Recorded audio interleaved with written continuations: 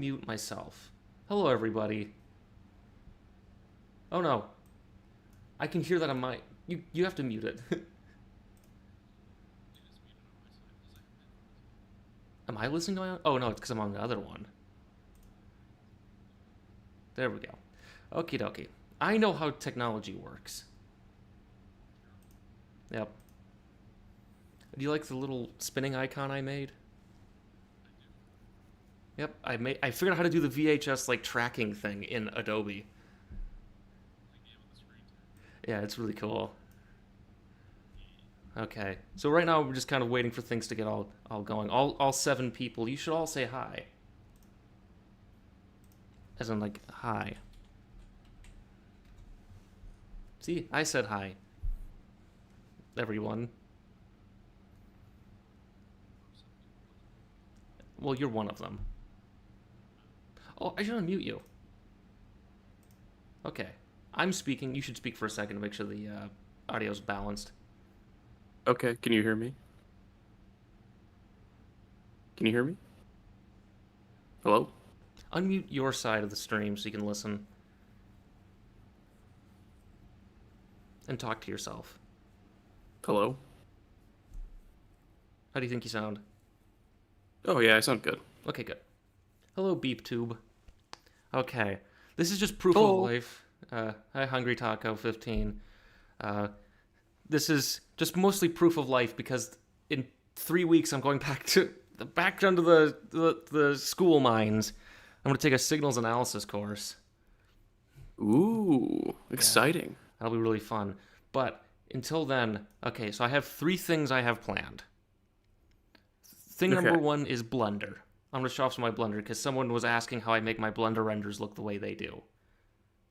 Then I know there's 2 videos I want to watch because apparently, someone called Ellie in Space made a video about the space tourist flight that everyone was talking about, which is pretty rude. And then I want to do some Kerbal if there's time left. That's the last option. Okay. I have Blender up right now, so I think that's what we should do first. Yeah, I mean, sure. Yeah, why not? Yeah, and It's your live stream. I'm just here. Yeah, you're here for moral support in case I get boring. Okay. So Sure. you can see my screen now, I hope. Yes. So first I can see your blue face. Yeah. Like, I really like Avatar, okay? So I made... Oh, so remember that stellar thing I made? For nearby stars? So I found a paper that gives the hex code for stars based on their, spectra. Mm-hmm. So then I just modified it so it emits these. So these are the nearest stars to the sun. This is the sun. This is what it looks like. So this is its color spectrum for a G8 star. Yeah, wow, it looks white. Well, yeah, because it's really bright. Really? Yeah. The sun is bright? Yeah. The big bright thing in the sky that's, like 100 million miles away, but it could still blind you if you look at it? That's bright? Yes.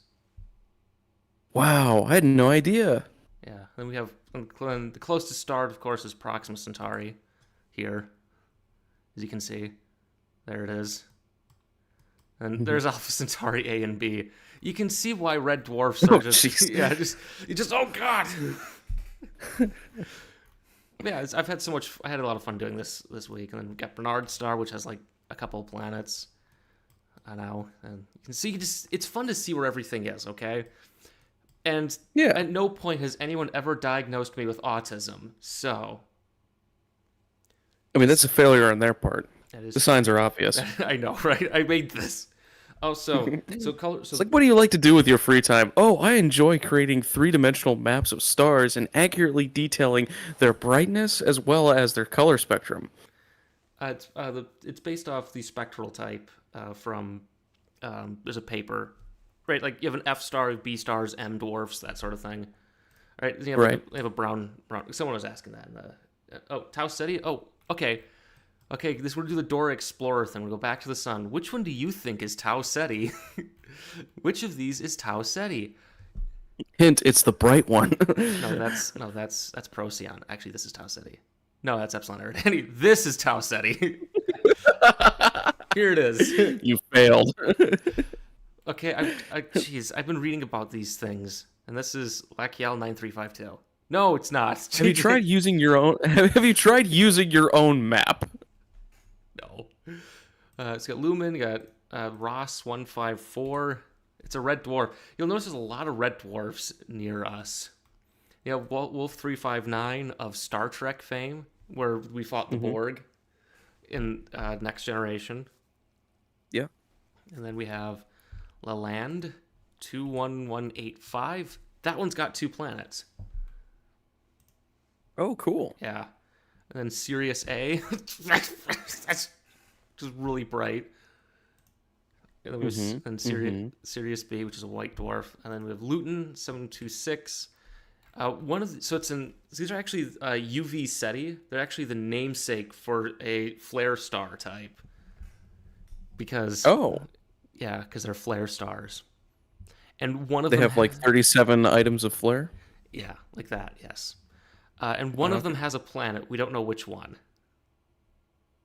How do you not know which one?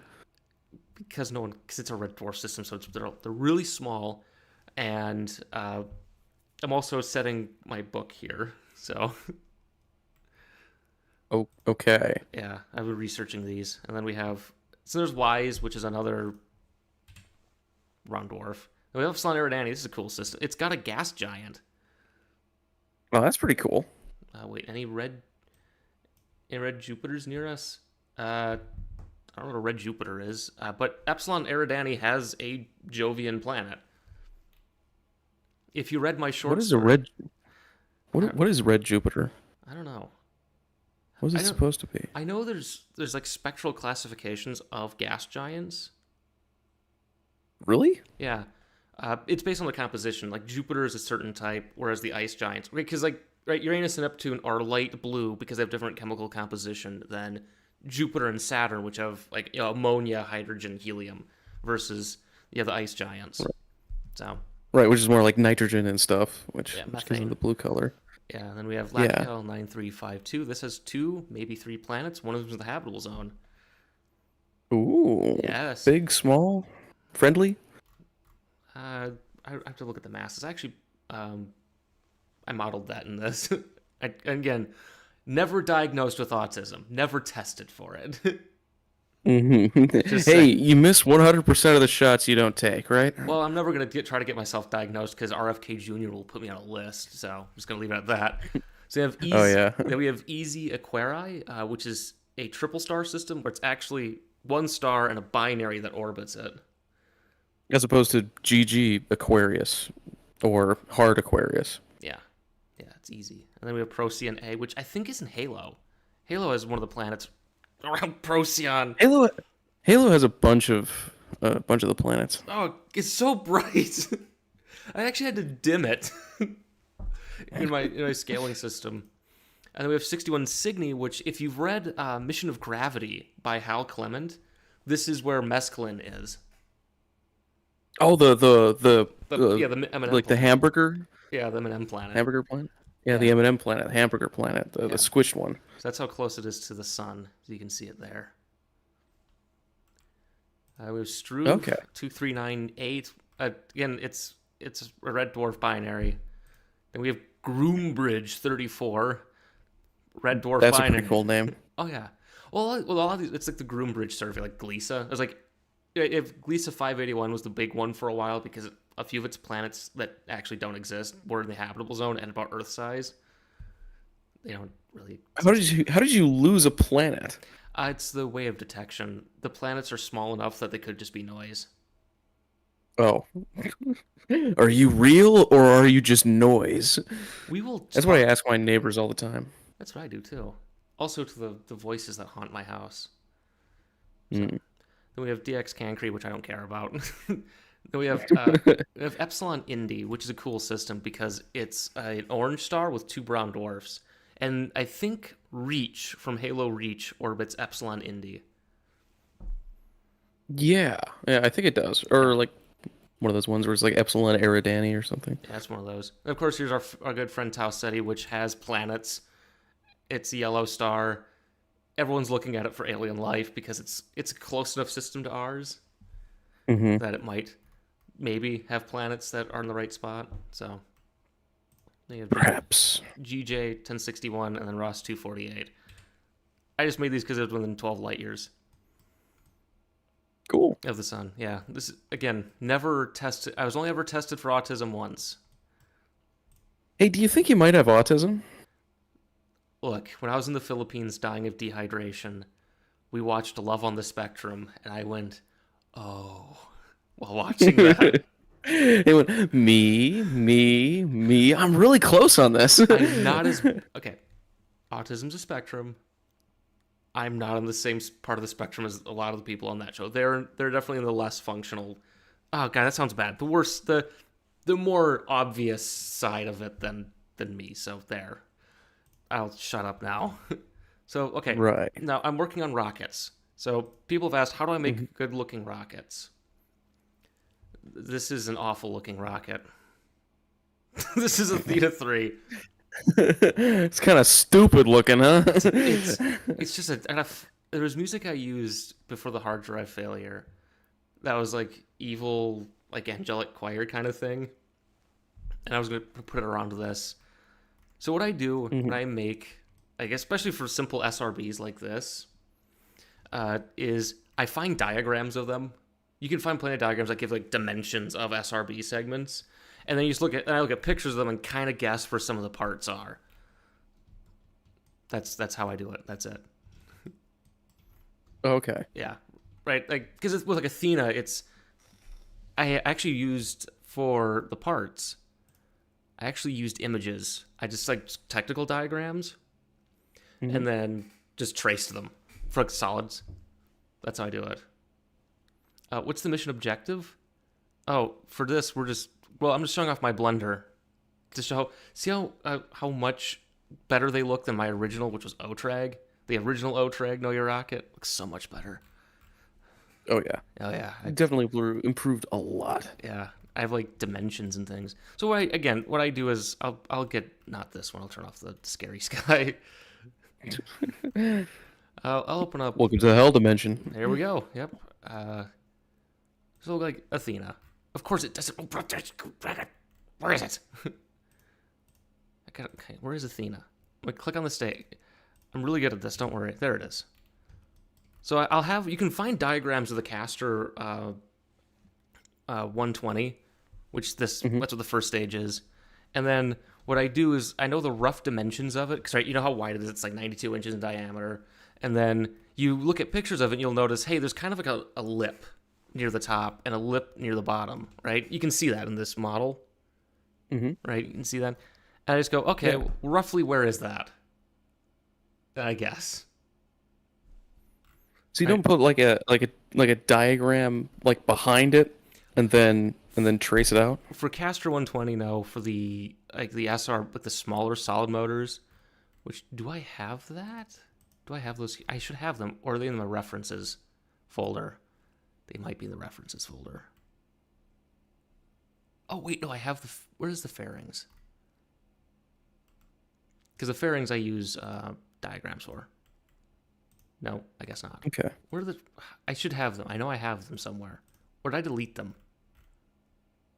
I can't see anything. Like your face is in front of Good. the tree. Hide spoilers, huh? Yeah. Spoiler alerts. I'm bad at organizing things. Okay, those are the old models. I put them somewhere else. But yeah, because I know because you know the size of the motor, right? For like a solid up here, you know the size of the motor. Of course, we all know the size of the motor. It's taught to us in school. Oh yes, Caster does have the loaded detail, but I put it in backwards. It's actually supposed to be loaded. The L is up on top and it goes down. But it's too late. They're merged. I'm never fixing it. Murphy's Law. Murphy's rolling over in his grave now. That's coming out next week. You can't spoil it. Oh shoot! Dang it! It's coming out next week. I'm so messed up with the timeline. I forget that I'm in the past, or no, I'm in the future. Everyone else is the past. Yeah, we are up to. I looked at this because we just recorded STS-40. We're doing Near Shoemaker. Near Shoemaker's like the end of June when that comes out. So that's how far ahead we are. We're about a month ahead. Okay. Yeah. So like with this motor here, right? What motor is this? Oh, it doesn't have a name. But because you can see like the lines here. I just traced it. I just traced the motor and the nozzle, and then because I know how wide it is. It's about 92 inches, and also the diagrams will include some of that. And then I just trace them and try to rough fit, and then for the hydraulics, I just go, oh, that looks right. Yeah, it's two sticks, right? Yeah, that's kind of what it is. And then for like this part here, this whatever this is, I just looked at a picture and guessed. I assume it's probably like an electrical umbilical, Yes, right? it is what it is. And then you got the OAM, the Orbital Assist Module. Go over the fairing here, right? It's right. I found a diagram of it. And I just went, okay, this is it. That's it. Look, it's a 6-pack. Yeah, it's 6-pack propellant. And then I just took a rough model of the payloads on one of the flights. Look at that. They're launching the orb. Yep, launching the orb. Guess that's how I do for like the solids. Right? Athena. Cool. Parts there. Right. Yeah. And I do like Athena too. It's a good looking rocket. You just look at that thing. It is. It's got nice proportions. Yeah, it's a great looking rocket. Only ever failed once. Wait. Yeah, only ever failed once because the payload fairing didn't detach. Huh, so it's the payload fairing's fault. Yeah, it's the same fault that got rid of 2 Taurus flights. Oof. Yeah. But yeah, that's how I do like the solids. Usually I trace them. Sometimes I find dimensions. So now what I'm working on for the one after this, I hope, is I discovered you can turn images into emission spectra. So this is the giant British flag. Oh no. Yeah, don't worry, I got a license for that. So, a license? Yeah, I got a license for that. Yeah, Union Jack jump scare. There we go. Yeah, it's those guys with the red coats, but oh yeah, the giant hats. Yeah, those big fur hats. That job must suck, because you're standing. Yeah, you're just standing out there in the sun, and there's Americans making fun of you. That sounds horrible. That's just torture.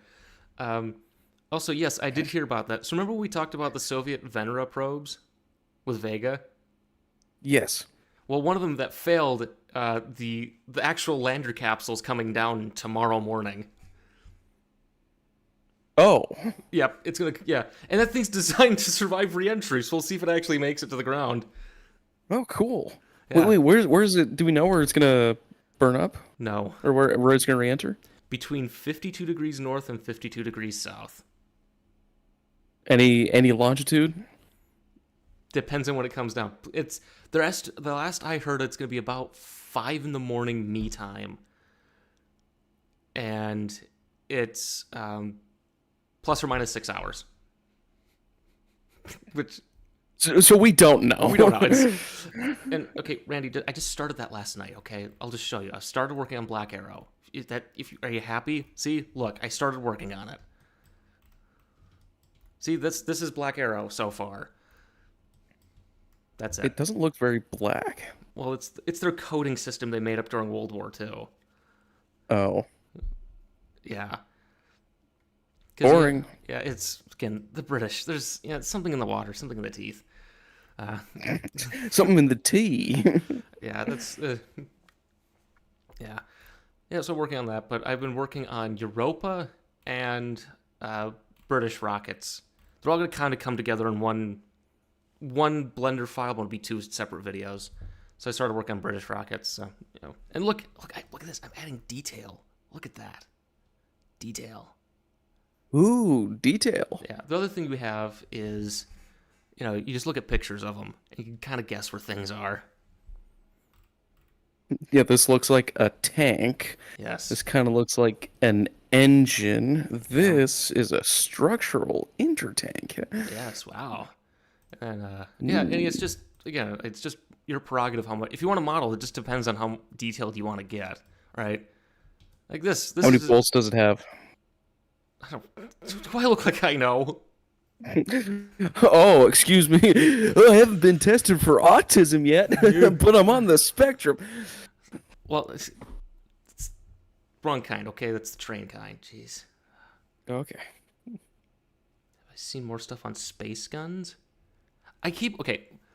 One of the things I do is I'm cursed in the sense that whenever I do something and talk about it, I then learn more about it 2 weeks later. So, Oh, so it's like when you take a test, once you're done, you turn it in, then you walk out the door, and that's when you remember the answer to the question? that totally hasn't happened to me before. Of course not. No, no, You're on the spectrum. no. Don't stop. Stop. I don't want RFK Jr. to give me worms, okay? Okay. Yeah, so this is, and as you can see, I've been modeling a lot with building Blue Streak, Europa, which I've had a lot of fun doing this. It takes forever, but it's really fun to do. Because I like the detail. I mean, look at this thing. Look at it. Look at the detail. Look at this. You got the thrust augmentation. Look at it. Look at this. Ah! What? Yeah, gosh. Oh, epilepsy. Gotta beware of our epileptic viewers. Jeez. If you have epilepsy, I'm sorry. And if you just discovered you have epilepsy, congratulations. You're welcome.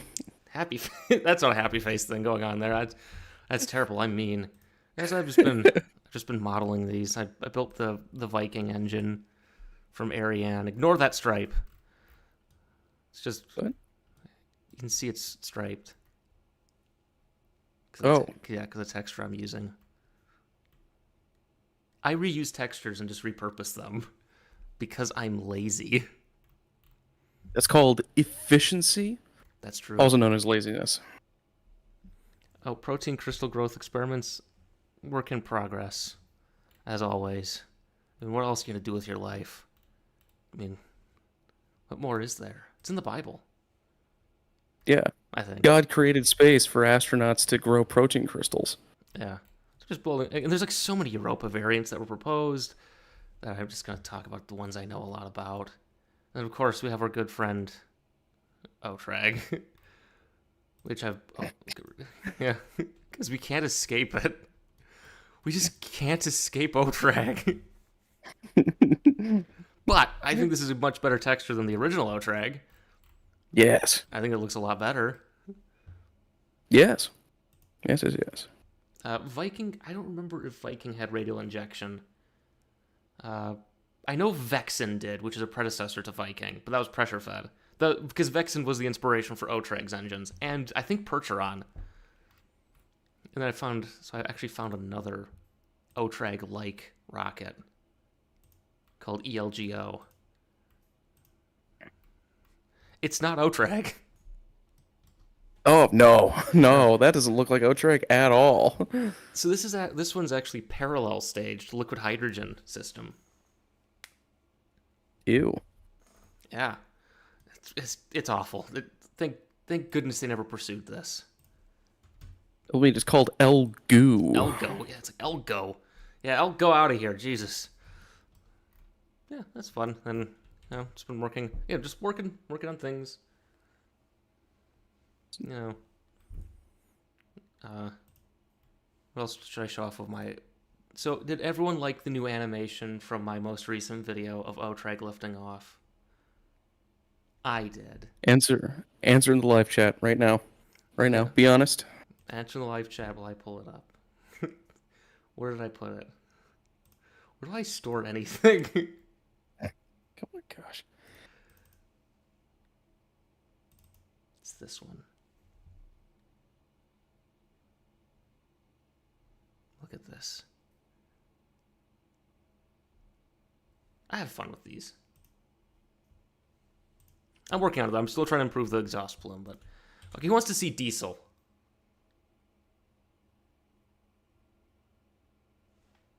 Dirt cheap launcher? No one? The new Caravel design? No one? Anybody? Because then I'll go straight to we'll watch Scott Manley and Ellie in Space, I think her name is. I saw one yes, so we're going, where is it? Here it is. Okay, remember, did I have anything embarrassing? No, thank goodness. I have to remake my Conestoga model. Okay. So this is... Oh, God! Okay, yes, this is a diesel. That's it. It's launching from a jungle gym because it's got to get its reps in. Yeah, there we go. Yeah. Yeah, the camo is there for aesthetic purposes. There's not a sales pitch or anything with that. You know, no. That's that, no. So I've been just so many fucking design studies. I mean, so many gosh darn design studies. So, yeah, you'll see more of this once I actually design it.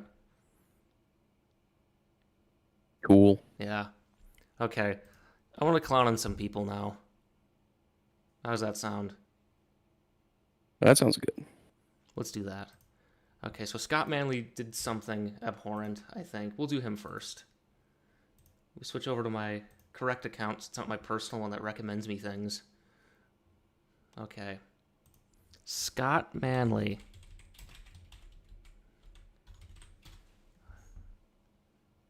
Oh no. Hello, I'm Scott Manley. I'm already... I haven't seen him in forever. Yeah, I stopped watching him when he stopped doing Kerbal. Okay, so this is called Could We Land on the Moon using only a single Starship launch, building Apollo with modern rockets? Okay. Oh boy. Okay, so everybody, what's our predictions here? What's our predictions? Oh gosh. Okay, so first of all, has Starship gotten to orbit yet? Well, the one time they relit Raptor in space, the perigee was 50 kilometers or 50 miles. So technically it's above the surface of the Earth, but still in the atmosphere. So no. Not really. Okay. How many launches has it done? Flight 9 is going to be, I think the earliest is the 20th of this month, so about 10 days from now. Okay, so it's flown 8 times. Yes. And it has not made it to orbit yet. No. Meanwhile, SLS chucked Orion around the moon for a month and returned it safely. New Glenn got to orbit Yeah. and then exploded in space. So apparently it was just debris shedding. Like the insulation all fell off, I guess. It's you have a dog, right? And it shakes itself up, It's like it was like that. Apparently. Okay, so wait, it's still up there? Yeah, it's well, I mean, yeah, the second stage is still up there. It was a really nice elliptical orbit. Oh, okay. So it's in orbit. So it made it to orbit on its first flight. It's actually gearing up for the next one in June, I think. So Oh, that's pretty cool. yeah, it'll be fun. Oh no, eager space. And Starship after 8 flights has not made it to orbit yet. No. Trust me. One of these things is not like the other. Now, I have a rant planned if the next flight fails. I gotta put up the fair use rocket. Oh, I don't like that one. That's the really old render I made. Oh. Oof. Well, I want to move myself down and to the left, like our heroic president struck down on his prime. So okay. Back and to the left. Yep. I like how Wikipedia, they have to put the Apollo program every time someone brings it up.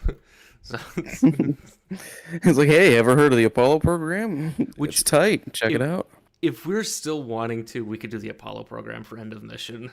I don't know if we will make it that far, but Yeah, let's see. We'll have to wait and see. because those are the press kits for those are like 100 pages long. It's great, but it's also my goodness, there's so much. Okay, I think Scott's gonna. I don't know what Scott's gonna say. I haven't watched Scott in a long time. Let's just do it. Yeah. Hello, it's Scott Manley here. Hi, Scott. Given the recent news regarding I can't hear the it. well-planned You can't hear it? Do I have? Wait. No. You can't. Okay, people in the chat, can you hear it?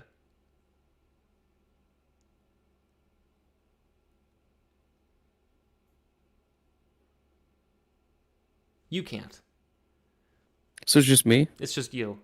I Uh-oh. don't know how to fix this. I didn't think that far ahead. Yeah. Um. hmm. Okay, I'll unmute it for myself. Okay. So mute yourself on Discord unless you want to comment. How's that sound? No. I'm gonna unmute your live stream. Okay.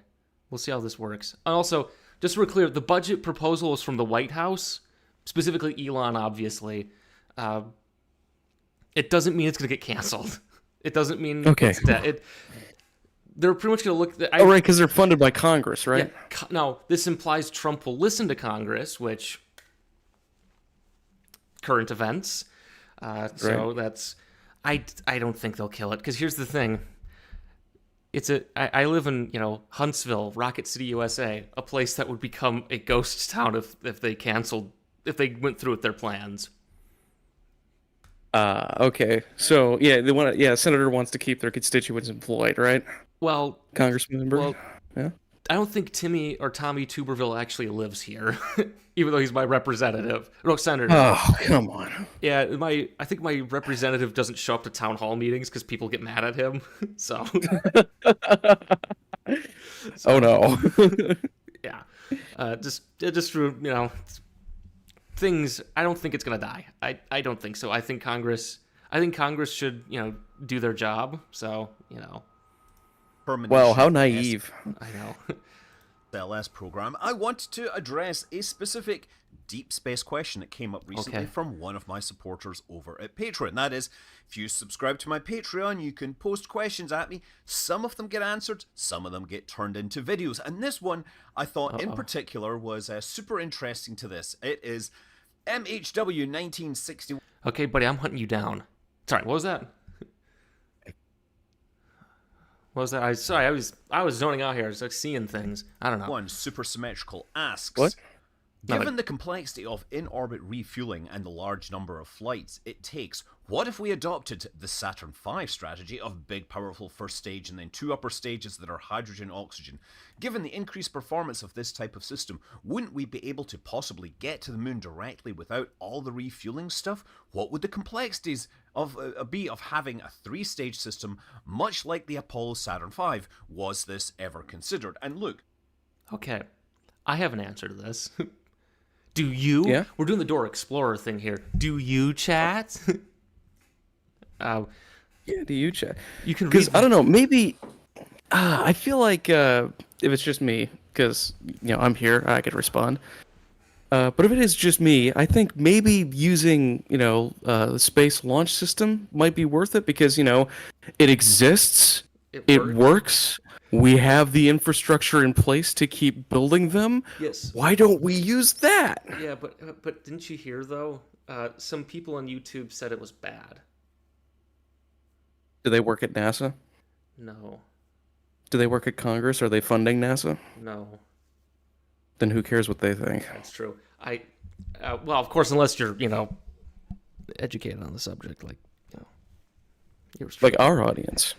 Yeah, I've looked at the rack studies, which SLS came out of. SLS was rack, what, 2? Don't quit smoking. I'm talking. Gosh. Sorry. Gosh. Sorry. So there were 3... Take my smoke breaks outside. Yeah, gosh, come on. There were 3 rack considerations. Rack 3 was an abomination made of this commercial launchers all cludged together, aka we're not doing that. Then there was Rack 1 and Rack 2. I can't remember which one was which. I think Rack 1 is SLS, and then Rack 2 was we build Saturn V again. The deduction was pretty much, sure, you could optimize your Saturn V better, but you'd also have to run through engine development, which costs money. Whereas with SLS... What? I know. R&D costs money and time and effort? This is... Are you seated? Yes. Yes. I take my smoke breaks seated. That's true. So, yeah, it's just... I think wait, is Scott going to go with, put EUS on top of Starship? Oh no. Oh no. Oh, okay. Oh no. Oh gosh, I just had a horrible thought. What are we thinking of putting Starship on top of the SLS core stage? No, I think he's smarter than that. Oh, I've seen those renders. They're pretty funny. okay. Yes, this was absolutely considered. This was what the Constellation program was pretty much going to be. It was a slightly bigger version of Get rid of the. I want to see the animations. But move that. Move it away. I want to see the animations, Scott. Gosh.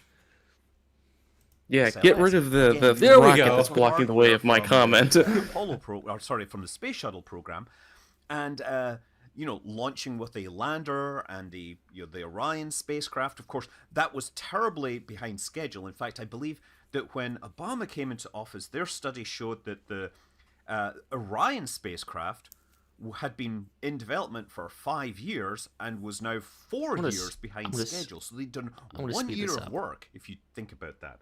So anyway, that was why Constellation was cancelled. It got switched over to be SLS because Congress wouldn't let it die, despite the president cancelling the program. SLS came out of that.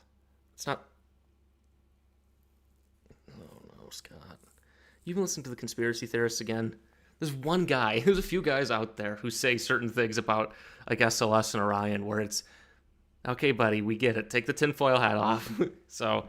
Oh, and J2X is neat. Is a neat engine. I remember they auctioned off parts of it. I was tempted to bid. How much? Well, the first bid started at like $20, and this is like for full working engines.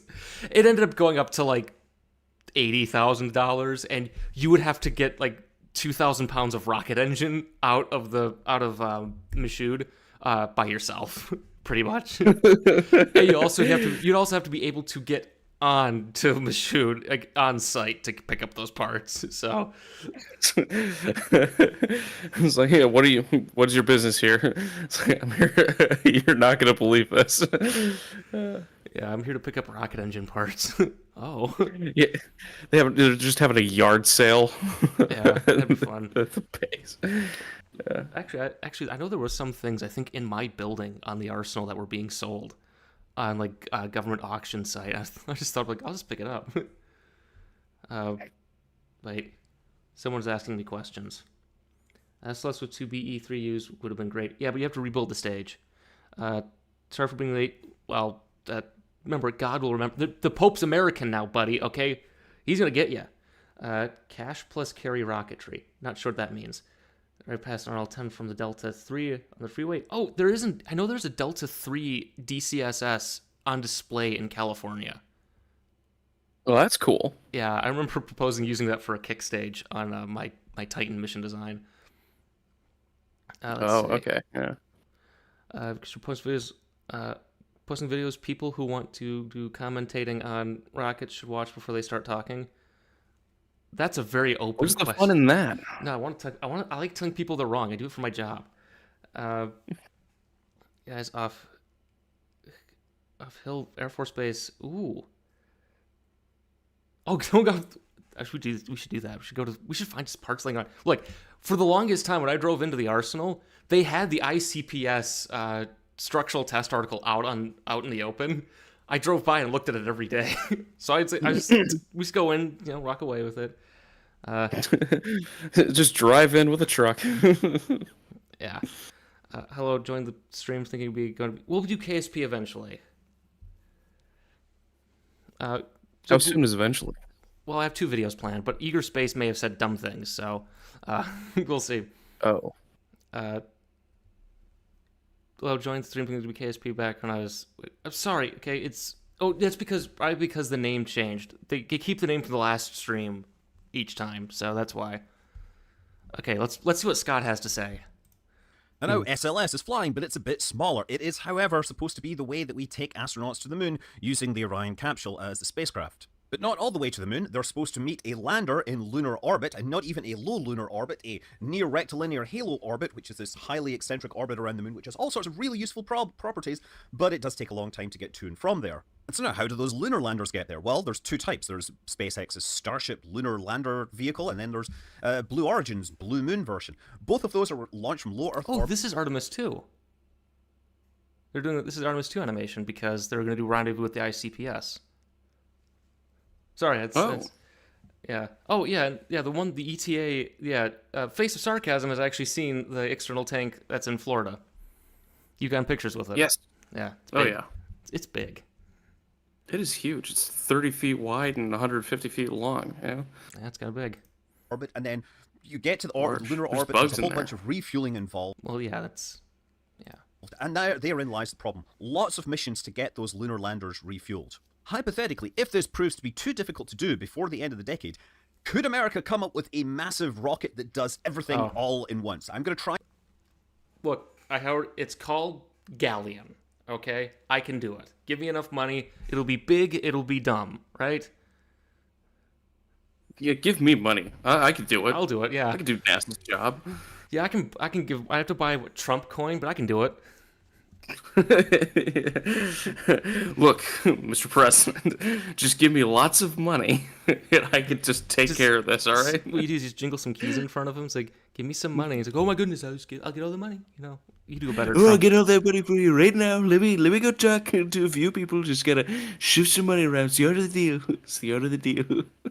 Try and figure this out using parts that are currently available, or at least imminently available. Whee! So, since we have this great visualization of the Artemis 2 mission, let's start by discussing the capsule, right? The spacecraft that will carry the astronauts. Now, there's three options, obviously, right? There's Starliner, lol, SpaceX's Dragon, which has flown along. Okay, wait. We're already off to a bad start. Scott.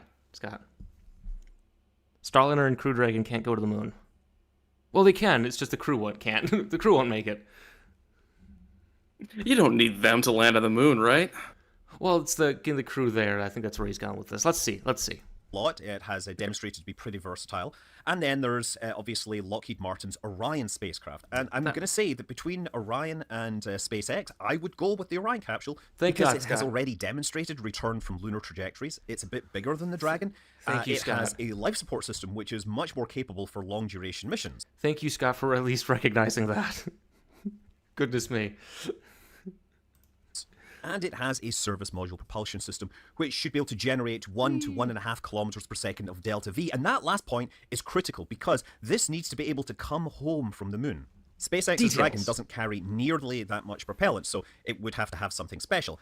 However, I will point out that SpaceX are going to be planning to boost the International Space Station, and that is going to involve a propulsion system inside the Dragon's trunk. So that's a new vehicle, though, Scott. Just saying. They're building a new thing to push the ISS? Yeah, it's like a super Dragon. Pretty much it's a Dragon capsule, but they have a lot of propellant in the trunk. Yeah, the thing costs a lot of batteries in the back. Yeah, a lot of batteries in the back. Yeah, a lot of nitrous oxide, to come back down. Yeah, it's gonna cost like $800 million. So. Well, yeah, I mean they got that kind of cash, right? Yeah, well, it's all government money coming in, but. Yeah. Because they have to remember, it's got to deorbit the ISS with certain parameters. The ISS is very big and a very dynamic structure. You don't want it to. Oh right, yeah, they're trying to do a controlled demolition as opposed to a let it burn type situation. Yeah, that's ideal. Because I think parts of the ISS could make it to the ground. I think there's parts of the trusses that are actually resilient enough that they could survive re-entry. So. It's a hypothetical possibility. You gotta find out where it's going down and then quickly go in and grab it. Get a big trampoline. Yeah, exactly. Yes, Artemis will have the worm. The worm is on the SRBs. I'm going to stick with Orion. You need the worm. And so having mentioned the Delta V requirements, let's take a look at a Delta V map for the solar... no, Scott, don't do this. The Delta V is your optimal, nothing goes wrong, not your real space program. I think he knows this. Please, I hope he knows system. Obviously, I did my calculations using more complex tools such as pencil and paper, but this is easier for the average person to use. Now, the idea is that you're just looking at different routes between things, and there's a number, and that tells you the Delta V requirement. And while this chart covers the entire solar system, the area we are interested in is down at the bottom. We're interested in the Earth. So you see, low Earth orbit, 250 kilometers, it takes 9.4 kilometers per second to get there. That's the launch requirement. And then to go from that low Earth orbit into an eccentric transfer orbit that takes you out to geostationary orbit, that's about 2.44 kilometers per second. Well, it depends on your inclination, but we won't do that. Wait, is the Nova rocket with the M1 hydrogen engine a NASA study? Yes. There's there's several Nova studies. Those were some of them were like a hybrid of post Saturn.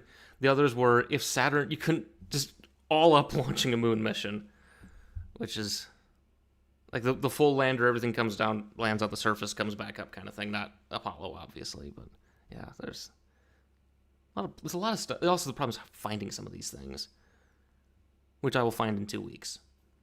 Per second. But if you push a little harder, adding another 0.68 to make 3.12 kilometers per second, that orbit will go all the way out to lunar orbit. Now, if you time that right, then you'll encounter the moon, and you'll start falling towards the moon, but you will then fly past the moon and go back to deep space unless you decelerate. So you need... What you gotta really do is, you gotta do a ballistic transfer, right? Fly past the moon, go up to L1, and then come back, like everybody else does. 0.14 kilometers per second to catch her into an eccentric orbit, come on, and another get real, 0.68 to bring gotta be yourself... economical about this. Yeah, you also gotta count some dust, right? I mean, come on. What kind of mission does what else, all the way down into a low. You're counting dust, like you're growing crystal, you're doing all the things that you need that to. 820 meters per second is what you need to get back from low orbit into a Earth return trajectory. Okay, so we've sorted out the crew transport spacecraft. What about the lander that will get them to the surface? Well, back during the original HLS competition, there was... there's 2 Apollo lunar landers left, okay? There's the one at Kennedy Space Center. Where's the other one?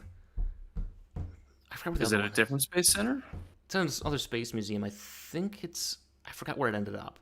But yeah, so the one that's hanging out in Kennedy Space Center with the Saturn V, that's the original Apollo 15 lander.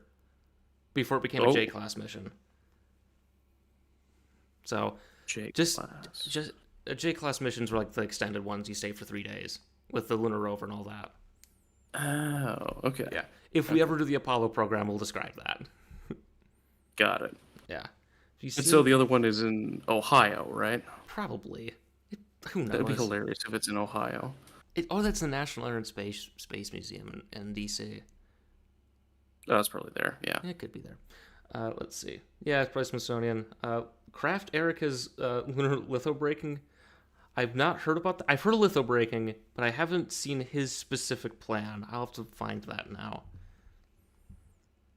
What should I pick? What is it? You'd be like, probably just like, what would it be like? Smacking into the ground, creating your own like specific crater, and then building inside of that? What you do is you graze the surface and use the ground to slow you down. Yeah. Well, that's generally how you do it, right? Well, I mean, if you do it wrong, you'll know very quickly. Okay. See, we should do either the Dynetics or national team, not the national team, the new Blue Moon, because it's being built here in Huntsville. Just saying. Ooh. Dynetics, the national team in SpaceX. SpaceX won that with their monster Starship. It's evolved a little since then, but also Blue Origin's design, it was part of the human landing or national landing team. It evolved into their version of the Blue Moon. Excuse me, Scott. It was intelligently designed. Okay, we're not gonna. Okay, this is a Christian channel here. Okay, these evolved. And also, Starship HLS is in a weird spot because this can't get it to work. What was that? Who said this? I do like the Blue Moon lander, though. I think it's kind of cute. Nothing could go wrong at 1.8 kilometers per second hitting the ground. Of course, nothing can go wrong. Yeah, you just turn off physics. Human landing system. Yeah. And on this front, there's basically no option. Turn off fall SpaceX's damage. Starship may be great, but it's over 1,000 tons fully fueled, and you can't launch that amount to the moon. Instead, you're going to have to go with the Blue Moon, Blue Origin option. I believe that is about 45 tons fully fueled, and based on my math, it has about... You want to do this you want to do a spare parts program, Scott. Here's the thing. We got 2 fully working Saturn V's here, right? Right. Yeah, they're fully working, right? No, look, you can fix them. I can fix it. I can fix him. I can fix it, right? The Apollo capsules at Kennedy Space Center. Dude, we have a full lunar mission at Kennedy Space Center. We just gotta, fix things and get the computer to work somehow. Yeah, let me call up the guys who made that. Oh yeah, that's right. They're all retired. Let's get the Ouija board out for some of them. Don't worry. Hey, I got another idea. What if we use the moon rocket we just built? What are you talking about? That's unheard of. Oh, also all the Oh, yeah. Oh, okay. Sorry, Hungry Tacos. The ones that were in silos have all been decommissioned. They're all gone Or now. oh, they I took them out of the silos? Well, yeah, because they're made, again, liquid cancer. They kept there's the famous one that exploded near Little Rock that launched its Mhm. nuclear warhead into the sky. That's a good place to put it. Yeah, this is back when Bill Clinton was governor of Arkansas. Yeah, Oh. they were checking the fueling on it, and they dropped like the adapter, and it bounced off the hull, and it started leaking nitrogen tetroxide. Oh no. Yeah, there is one in a silo. That's the one near Tucson, right? That's where they filmed First Contact with Star Trek. That's the one they filmed with. I know there's like one or two still in museums, okay. but the rest are at a scrapyard somewhere. But I know Gary Hudson wanted to use them for his commercial resupply services proposal. 4.5 They kilometers per work, second of right? Delta V. That's enough to get it. When they're not leaking cancer? Yeah, they did work. Some of them were used. The one that launched Clementine to the moon. That was a extant Titan II missile. Oh, okay. From NRHO to the lunar surface and is back. this? So getting from low lunar orbit to the surface should be a breeze for this thing. And in theory, we can launch Why are we going to lunar orbit?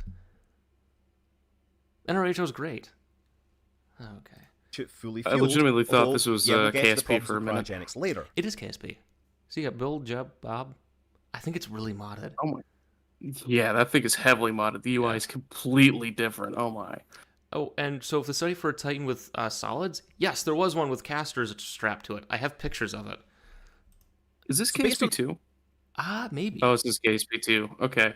I've never played sources that we KSP2. have, I'm Orion used to, spacecraft the and its service module has a mass of about KSP1. 23 tons. This has a mass of about 45 tons. Let's add a couple of extra tons for like extra structure and whatever. And we're talking about 70 tons of hardware, which has to be thrown into a lunar transfer trajectory and then slowed down once it gets there. That's about 4 kilometers per second of. Oh, are you thinking of the? Oh, you're probably thinking of the Titan 3 then. The Titan 3 variants. I have a study of those. There's some weird shapes. There's some weird shapes with the solid motors they were making. Delta V. Future Noise And rocket. while we ponder what existing stages satisfy those requirements, let's switch to the easy option. What will our main launch vehicle be? And there really is only one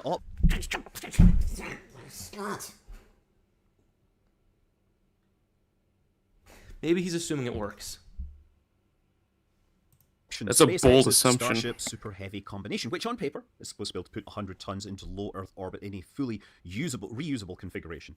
And yeah, we've obviously seen varying levels of success through the program. The boosters we've seen multiple recoveries, and we've seen starships themselves put into low Earth orbit, or at least suborbital trajectories where they go large ways around the world and survive if they make it to actual orbit. But the big showstopper with this design is the fact that they don't have any real way to deploy a large object out the side of the Starship right now. Well, you just blow off the engines and it just falls out. Come on. Just saying, you know. Yeah, I mean, it's kind of a shotgun approach to orbital insertion, you know? Does Titan 3 have more or less Delta V than Ares 1?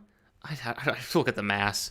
Also, Ares 1 was never finished, so we don't know. I mean, Ares 1X, you know, that flew. That flew on a suborbital trajectory and it bonked into its dummy upper stage. We should cover that for an end of mission. That'd be kind of funny. We'll talk about Constellation for a bit at some point. This will have to be like 2027, because we're booked up to the end of 2026. Oh yeah, I forgot about that. Then there's the fact that we've already got 70 tons of payload, plus the upper stage that will take it to the moon, which is going to bring it way over that 100-ton target. So I'm going to say, forget about reusing the upper stage of Starship for this particular flight. Don't worry, SpaceX has... Oh, sorry. We've just gotta... off the heat protection, strip off that nose cone. That's not actually needed. We're going to put a fairing on there for our payload. Okay, strip off the fins, and of course forget about reserving fuel for landing. We're only going into a suborbital trajectory so that the upper stage will take the rest of the payload into orbit. Oh, why do the cameras glitch out like that? Signal interruption. For flights like these, where their primary goal is to collect data, obviously, that takes priority. That'll take priority over camera views. It's all like bandwidth, and I am not an electrical engineer because I'm normal. So. Casting shade. Yeah. Dad. Gosh. What Putting was those that? changes together, I think 300 tons into a... Scott, what are you smoking? Scott, get out of... Dude, I don't know what I know you live in California. I don't know what was burning in those fires a couple months ago, but man, you gotta stay away from that. It's still in your system, Jesus. My goodness. 300 tons, come on. That's really optimistic. Oh, are we making up numbers again? Yeah. Again, They're doing a SpaceX fanboy's favorite pastime, making up numbers. The number I hear for fully expendable right now is like 50 tons. That's what I'm hearing. I got 50 tons, I got 50 tons. I want to go for 60 tons? 60 tons. I got 70 tons. We're just doing that. See, I can build bombs too, Randy. That's not special. I can do that too. I make new friends, you know. I don't think mine will be as good as the ones you make, but, you know, just saying. See, that's the thing we say, oh, I do this, you know. It's like, yeah, I can do that too. It's not very well. Gosh. Yeah, that number is just, I don't know where you get that number, Scott. You need to do analysis. Is he an aerospace engineer? No, he's a programmer. That's why. He did astronomy, though. He actually did like a minor planet like catalog thing. It was really cool, and it melted my laptop. Oh. Yeah. It was really cool because it's like all these asteroids that are near Earth and all their orbits plotted out. And my goodness, it melted my computer. So, it's really neat, though. But yeah, That's pretty cool. I would say, no offense to Scott, he does not have the engineering background. I'm sorry, Scott. Please don't throw things at me. He has a private pilot's license, so he could 9/11 my place. That's all I'm saying.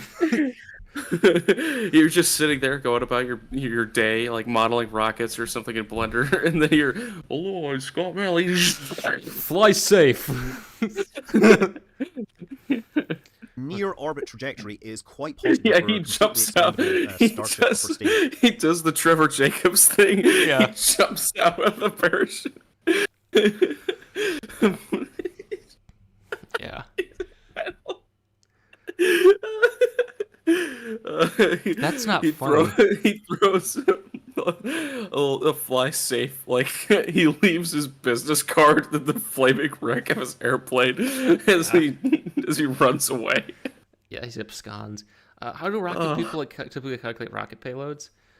They build structural models. They build models. They do mass simulations, and then they start building trajectory models. Like you can build rudimentary like 6-dimensional 6DoF simulations of launch systems in like MATLAB if you wanted to. I don't know what it depends. Also depends on the company.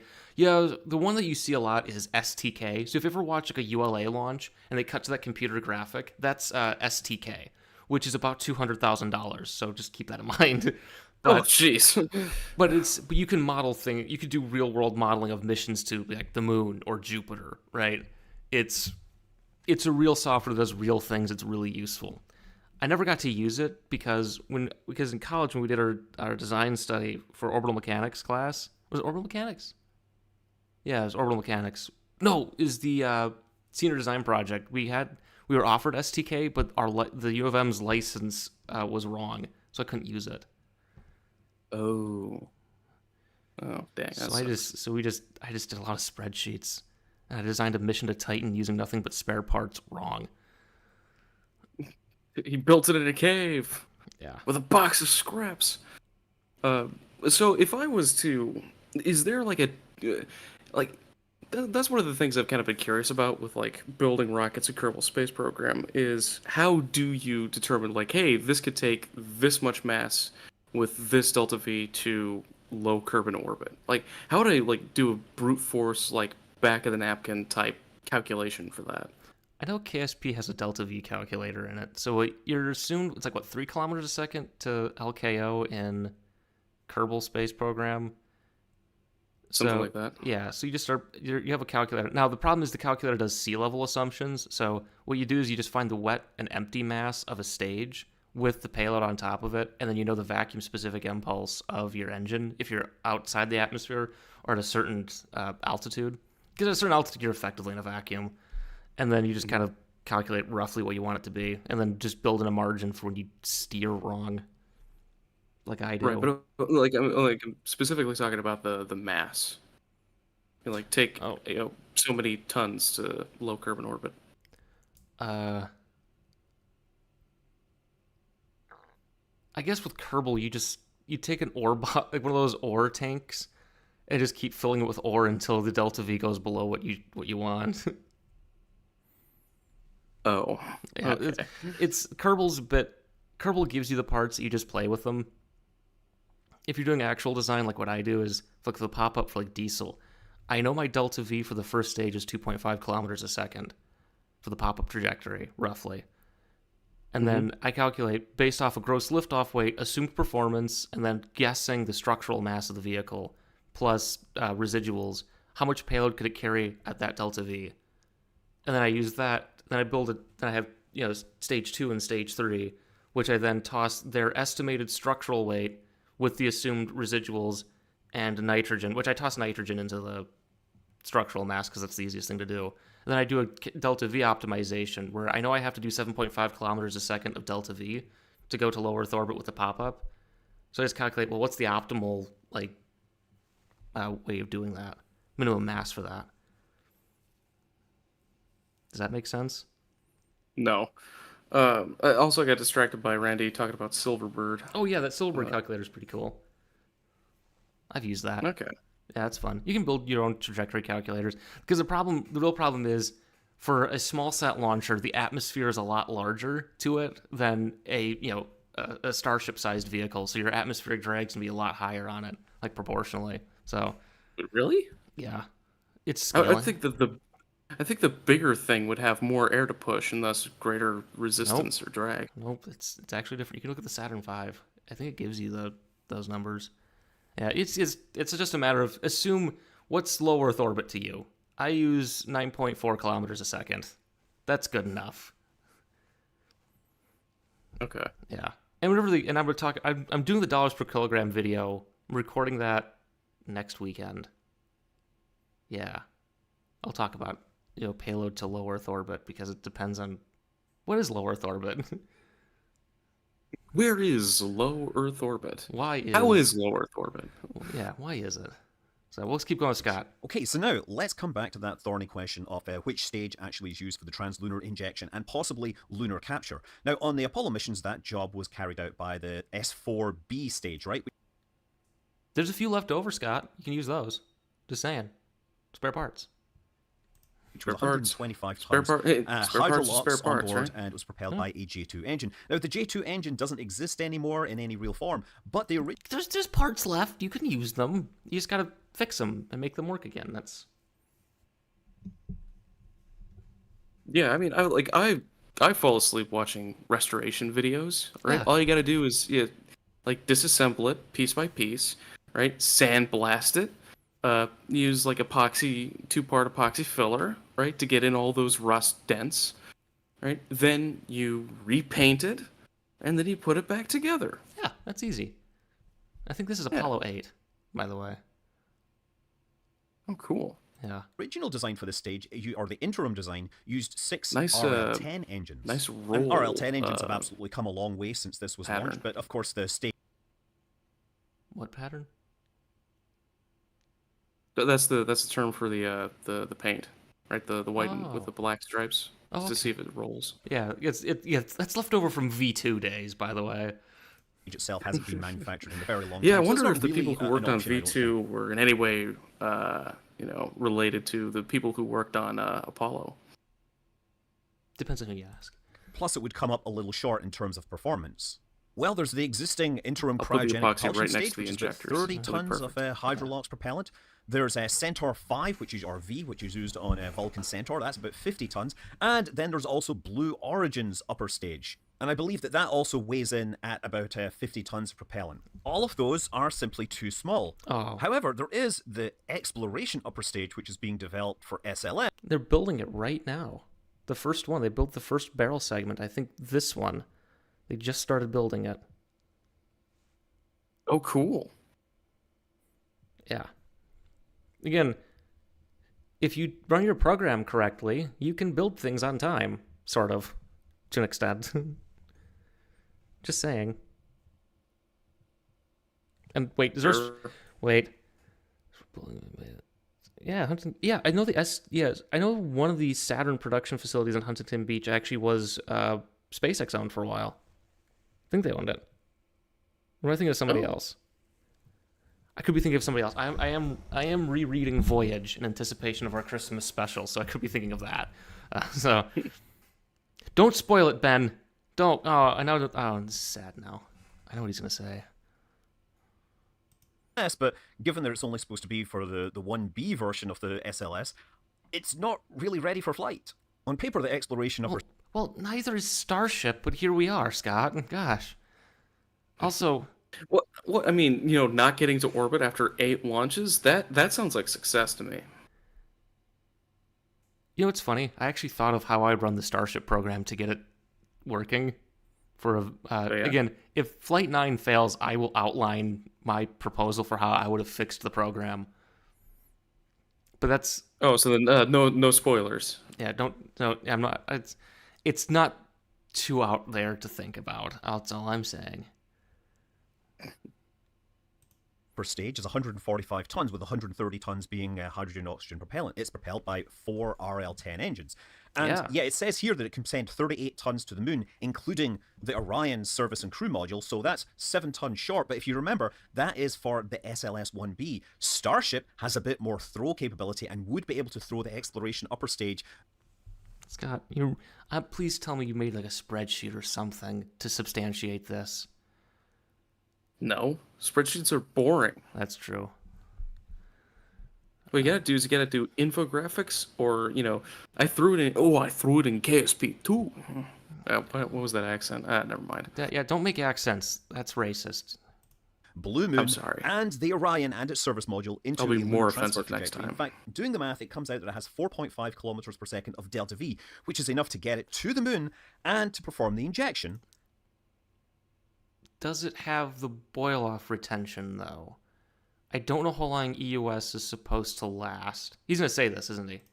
But then you have to make sure that the propellant doesn't boil off before it gets to the Hey! moon. Oh, yeah, and then there's the problem that it doesn't actually exist. So it kind of doesn't help, even though... Scott! Oh, God, is this audience capture? Is this what this is? I think that's what is audience capture? It's when you start making things that aren't really your opinion, but that fit what your audience's is. Right? Oh. It's kind of like remember Matt Lown, that guy who made all those KSP videos? Yes. But he started talking about Starship, and that's all he talked about. Because that's the only thing that people watched.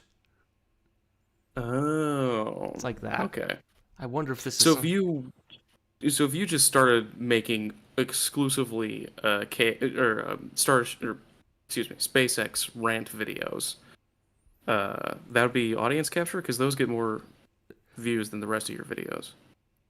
If I consciously did only Starship videos, because I know that's what will get views. Got it.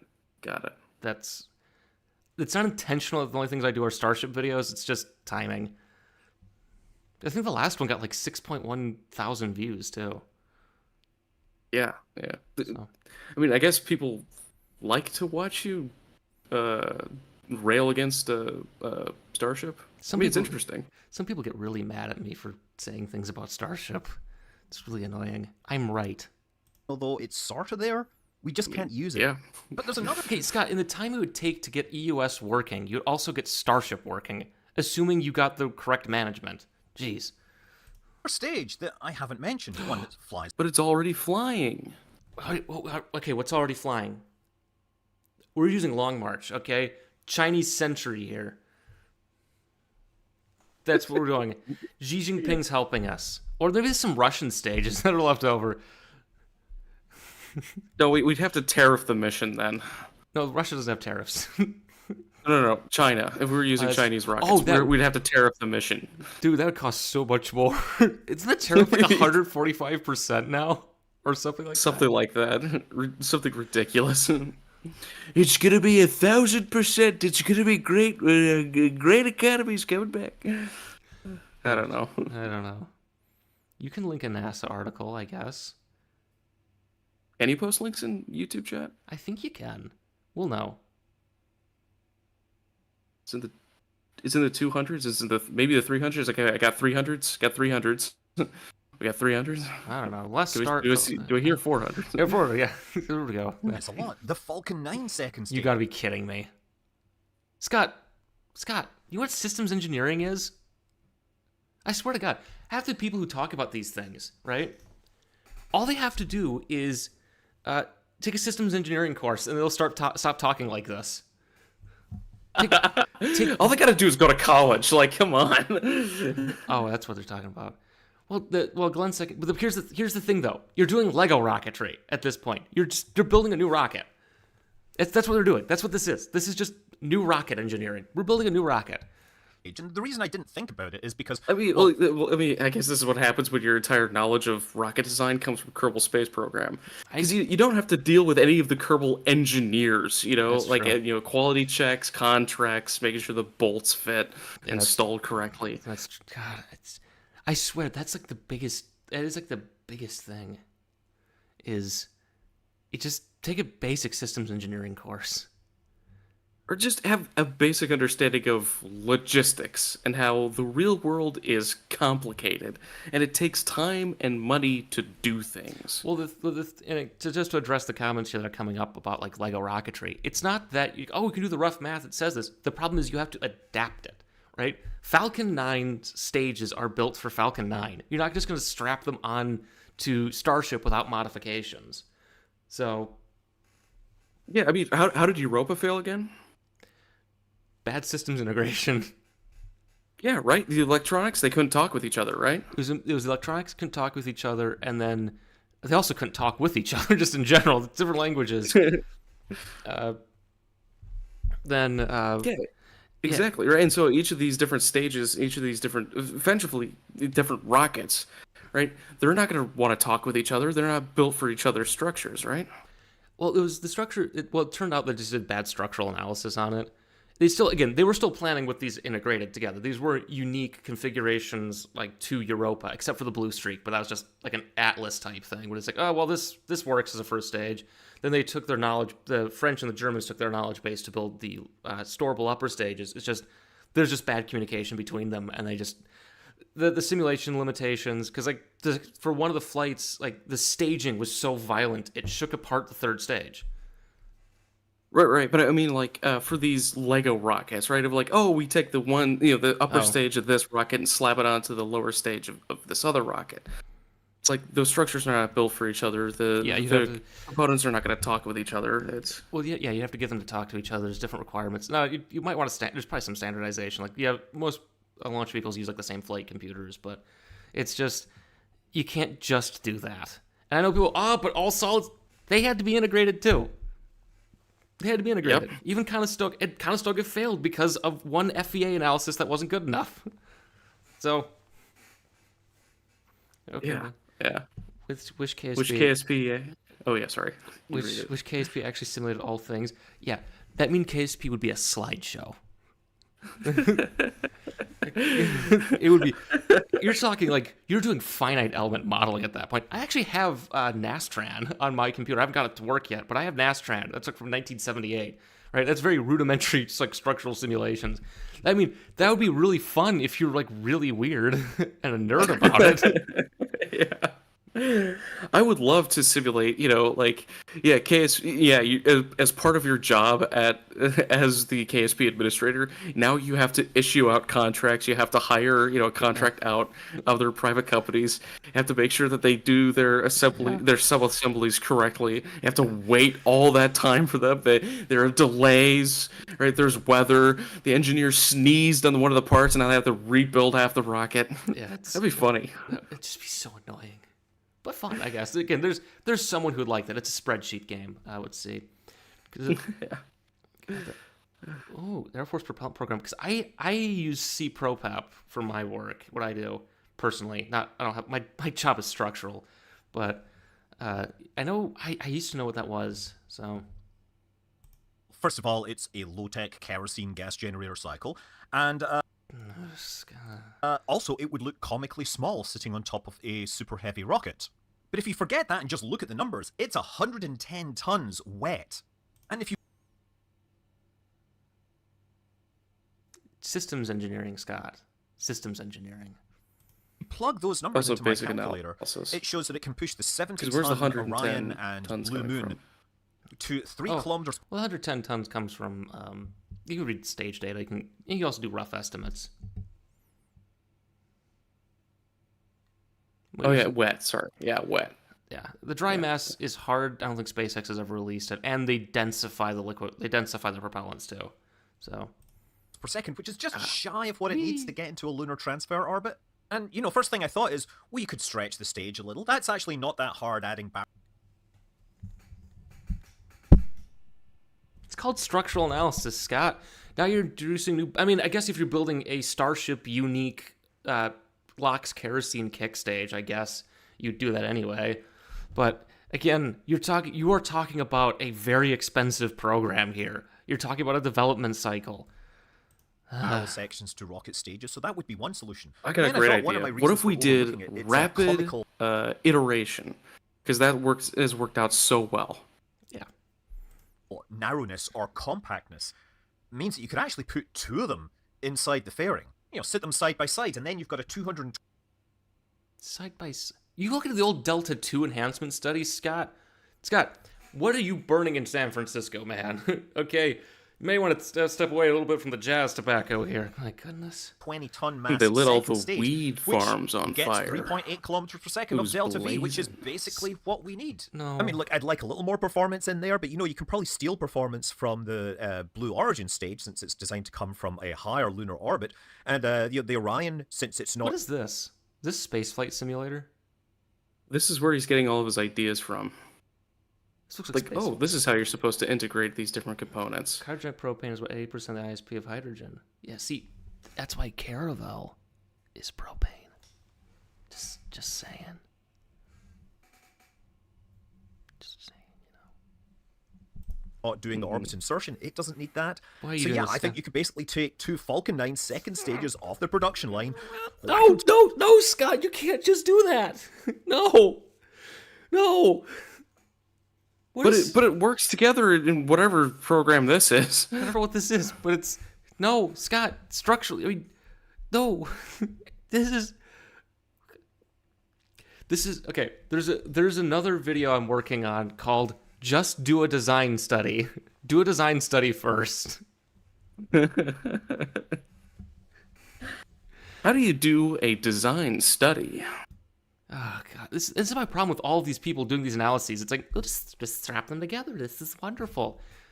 No, You right click and you turn on auto strut. that is true. That's pretty helpful. That's all you got to do. Together with space tape, and then you would have a perfect upper stage for the Starship What about unobtainium, Scott? Why don't we use that instead? that could deliver the Blue Origin lander and Orion to lunar orbit. I was hoping to show you a full implementation of this mission in Kerbal Space Program. After all, a lot of people know me for Kerbal before other things. And as you know, Kerbal Space Program is able to simulate all sorts of things, including, well, soft body physics. Yeah, the joints tended to just break in this case. So, Yeah, what is structural engineering? Right? Structural engineering is when you put a bunch of struts onto your spacecraft, or hit press auto struts. Or you start drilling holes in the airframe for no reason.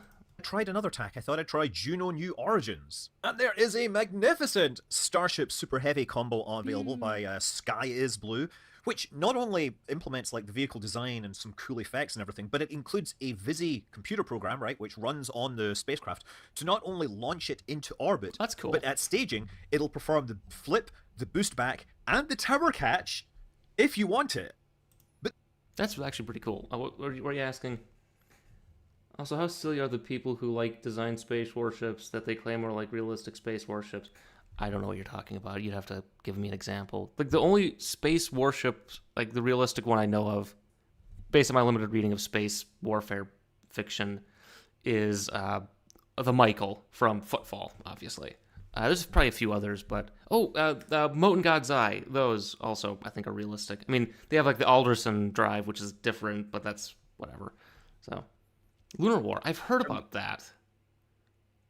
I mean, fortunately, we've never had war in space, and hopefully, we never will have war in space. So the Houthis fired, I think, a Scud at Israel, and Israel shot it down in space. So we've already had a space war. Oh, dang it. Yep. And I know, I think the Chinese and the U.S. have been practicing maneuvers where we rendezvous with spacecraft. I know the Russians have one of their Luch satellites that's kind of close to one of ours. It's probably been listening to it up at geostationary. So, we will probably live to see space combat. But it's going to be like, I'm rendezvousing. Oh, we missed. Rendezvousing. Exhilarating. Yeah, it's not going to be like guns in space, pew, pew, pew, pew, like the end of, what was the James Bond? Moonraker, right? Have Marines and jetpacks shooting stuff. It's not going to be like that. Or Star Wars, but, Or any sort of sci-fi, it's, thing. Yeah, but that's cool, though. So, and yes, I thought Salyut 4 was the one that had the gun. One of those two. Well, okay, the Salyut was Almaz, but... Okay, the launch of the next Starship flight will probably be when I'm driving home from work, so I can't do that. But this is not without its problems, because then when I integrate from it with home the that best day. implementation I I can't can do find that. of the Orion spacecraft, Just take the day off. there's some interaction I already took a day off last week just because I was tired. And I'm planning the last week of May to take that off. I have like stuff to do. between the software, which causes the Orion spacecraft to stage early, and that doesn't work. There's all sorts of other glitches that end up happening. Truth is, I am not an expert in Geno by any Then we turn on the Raptor vacuums, they explode. It's really weird. I don't know what's going on in there. means, but my hat is off. This is all part of the simulation. It just keeps exploding for some reason. Then this is roughly what it would look like. Now, there's a bunch of complications here. First of all, we have thermal management issues. The Blue Origin lander is supposed to be able to regenerate the hydrogen, keep it cool using solar power. So I'm guessing it should be okay for like a 4 or 5 day trip to the moon. I'm not sure what kind of power input it would need or what kind of extra insulation. The Falcon 9 upper stages, we all know that those can work for 12-hour missions, but they probably won't be good for 4 or 5 day missions. One of the things that with these tanks you have to consider is there's a common bulkhead between the liquid oxygen and the kerosene is going to end up freezing against that. Would it? Because I know on the Saturn V, they had like a gap between, like a honeycomb gap for insulation between hydrogen and oxygen. And what would happen? And they put nitrogen in between, and the nitrogen would freeze to one of them and actually create basically a vacuum. So. Oh. Yeah, it's. Well, I know that other. What? I know that other vehicles, like Atlas V, has a common. Does that have common bulkhead? No, I don't think it has. Yes, it does. Atlas V has common dome. Centaur has common dome.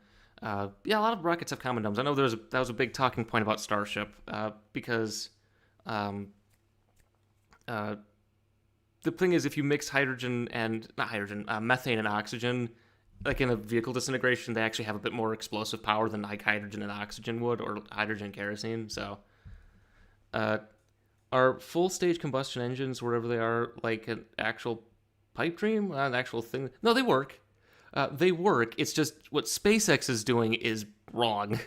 They're pushing the actual physical limits of materials to squeeze as much performance out of the system as they can, and that's their problem. You can build a full flow stage combustion engine. It's just you have to consider real working systems, right? Real thing, not paper thing.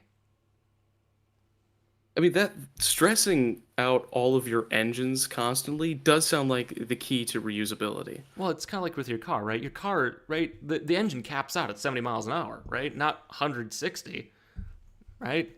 There's a reason for that. Right, yeah. I mean, I've never gone 160 on the highway before. Why did the Atlas rocket switch from stage and a half to RD-180? Some of it was the RD-180s are really good engines, and there was a push to keep Russian engineers in Russia after the fall of the Soviet Union. Also, General Dynamics sold Convair to Lockheed Martin in 1990, right? Yeah, that's about right. Yeah, it's funny. If you look at the original contractor list for the Saturn V, It's all Boeing now.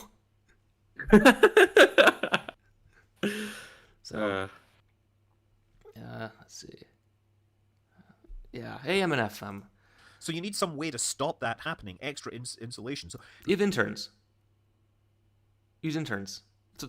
Use interns. Or unobtainium, right? We're doing that, right? it may not be an off-the-shelf version. Yeah, just hire Atlas as an unpaid intern. Blue Origin's lander, it has the crew cabin at the bottom. Therefore, the spacecraft can't the Orion spacecraft can't do the translation and docking to the lander to give the crew.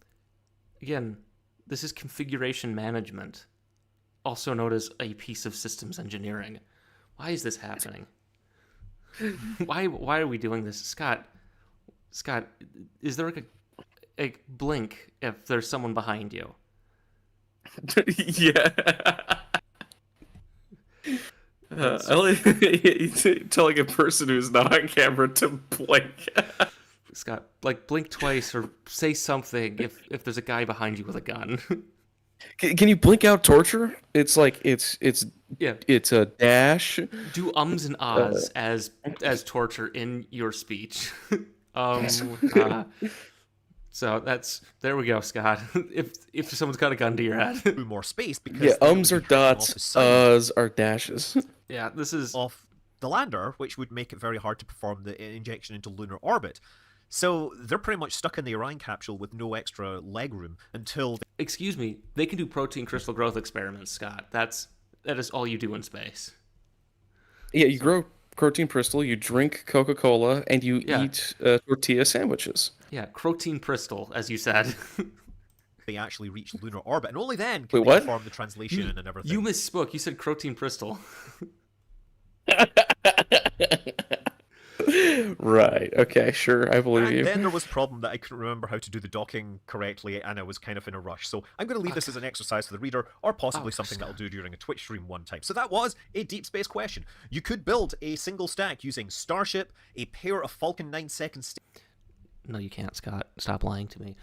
So what's this? Why does NASA want a space station in lunar orbit? Excuse me. Because it gives you, it's about building a long-term outbound space program, right? You want to go to Mars, you should go to the moon first to test out systems. Gateway gives you those opportunities. It also gives you a lot more accessibility to the surface of the moon, right? You're building infrastructure. It's about building infrastructure for space exploration, assuming the budget survives. Fingers crossed. Right? The Apollo program, the problem with the Apollo program is that it was unsustainable as a program, right? 3 guys going to the moon, 2 guys that are pilots, 1 that might be a scientist is not that great of a program, right? And you can see this in how they kept trying to expand the Apollo program with integrated program plan. The idea was just to get rid of Apollo and build the space shuttle and then use nuclear shuttles and build this massive program. You want to do more, you got to spend money on it, but Gotta go grab a drink. Okay. I should get a drink too. Okay, so Scott lost his mind. Now I'm gonna go find Ellie in space. Give me a second.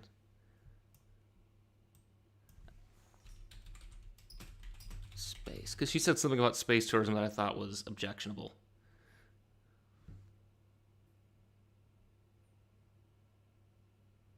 Nope, you're watching Ellie in space. I'm sorry, she said something objectionable. It's been almost a week Oh since God, that's what she sounds like. Oh God. Where is this?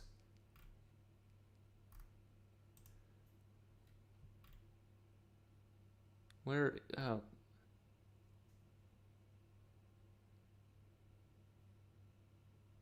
Oh no. Oh no. Oh no. It's been almost a week. Oh God. Okay. What's up?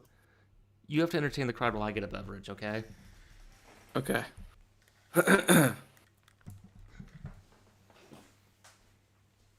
All right. Oh, he's leaving. Okay. All right. So, what's everyone's favorite rocket and why?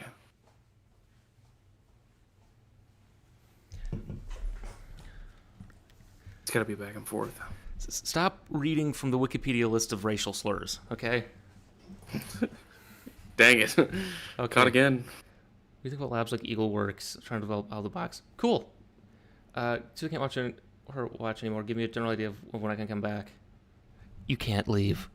Feel weird about people who want to build space settlements because there's a lot of things that can kill you in space. Again, one of the things you have to remember is a lot of people see personal salvation in this. That's just right. They want to live on Mars because they think Mars will fix their life. You're saying Mars will give them a girlfriend. That is guaranteed. That is quite It's true. written in the Constitution. Yeah. Let's see. Ares 1. Swords is cool. No, yeah, everything's fake, actually. This is all hallucination. Let's see. Thor Abel. Yeah. You got a girlfriend from Mars. That's great. Okay. I'm going to watch like a minute of this, and if I can stand it. How's that sound? That sounds great.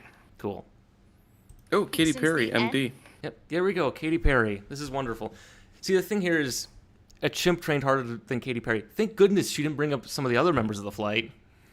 S-31 mission, or the famous Katy Perry goes into space and becomes an astronaut flight. People cannot stop memeing on this and making fun of it, and I've even seen a lot of posts get traction that are saying that this was completely faked. 1, 2, 3, take us space! Okay, what in the world? Oh God, this is just gonna bring up one of my problems with all this. Everyone believes conspiracy theories now. It's so annoying. It's the new hottest trend. You know how many people I see, like Hinge and Bumble, who say that they don't believe in Helen Keller? I don't get it. Yeah, Titanic was just a movie. Jesus. So it's. I'll talk about They posted the video of them testing their fairings. We'll look at that after this, I guess. Again, we're watching like a little bit of this. Don't worry, I've never seen any of this. Jesus Christ, you people suck. I'm gonna skip ahead. Oh no. If you don't know about Ham the chimpanzee, you're going to learn about him in this video. A lot of people are talking about the fact that Katy Perry and the other women on this flight were merely passengers. And so I wanted to give you details about Katy Perry's flight on April 14th, 2025, and the flight involving Ham the chimpanzee on January 31st, 1961, so you can decide in the comments which one you think is more impressive. Not only did Ham the chimpanzee go even higher in space, but he had to train much. To be honest, I don't care anymore. The harp gun shot higher. So what? It's still space. I don't care. This is boring. This is really boring. I don't care. Can we stop? Is anything? Perry's message, whatever. Performance. Risk bravery. Oh, come on. This is just annoying. Okay. Let's see. There's, let's do Rocket Lab Neutron. Because I know they posted the video. I don't know if they posted on YouTube. The fairing tests. Nope. Oh, yes they have. This is cool. So, you know about Neutron, right? Yes, Jimmy Neutron. Yep. Brain blast. So this is it's their new rocket. It's going to carry, 15 tons to low Earth orbit? I heard it was 150. No, of course, I got that from SpaceX. Yeah, why didn't Scott put Neutron on top of Starship? Oh, well, shut up. Just as close in development. Yep.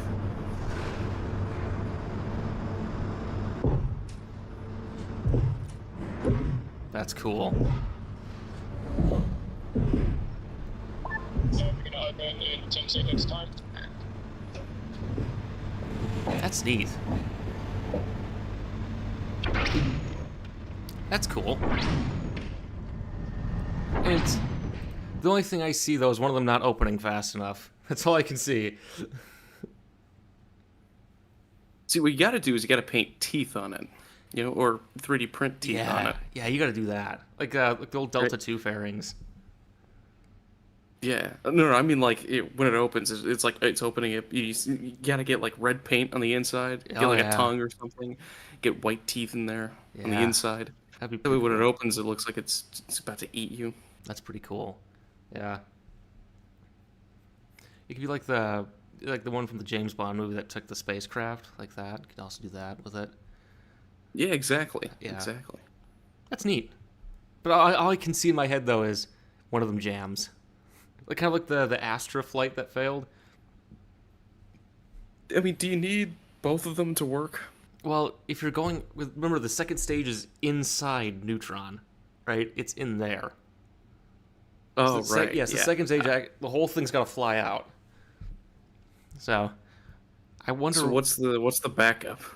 I'd have to ask Rocket Lab, and I don't think they'll tell me. Oh, here's what you do. You put a minigun on the second stage, right? So that way if one of them doesn't deploy, then you just fire through it, right? And then it flies up through the debris, it breaks open, and it looks awesome. You just shoot it. Yeah. It's an American solution. That's pretty neat.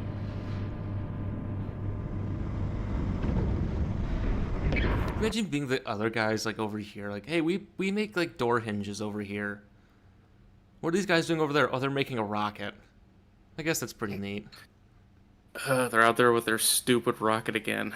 Anyway, I gotta go back to selling this paper. Okay, so, let's see. People are joining Rocket Lab when I leave uni. Did you say they're a good company to join? Well, they didn't hire me, so what does that say about them? I applied, okay? I applied for an internship, and they rejected me the same day. So, that's my opinion. That's efficient. You know, usually they just ghost you, or, you know, it's like a month later they send you an email saying, we regret to inform you that guess what? My record is 10 minutes. Wow, that is fast. Who did that? I don't remember. That was 2017 when I applied, by the way. Oh, okay. It was for an internship. So. It was almost a decade ago. Yeah. And now who's laughing? I'm building Buccaneer. Yeah, look at it as a podcast, huh? Yeah, get the ominous music. There we go. That's neat. Yeah, does it look straight down in?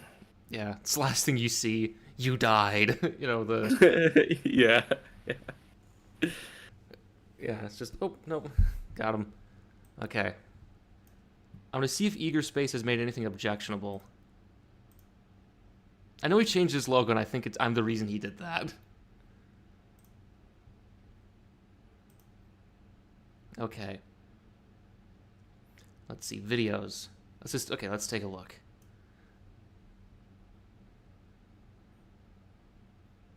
Oh, so Denmark, yeah, so that's Copenhagen suborbitals. I know they were going to do the guy wanted to do a moon mission with his own, like, Copenhagen-derived vehicle, but that fell through. It was like the Golden Spike. I remember that.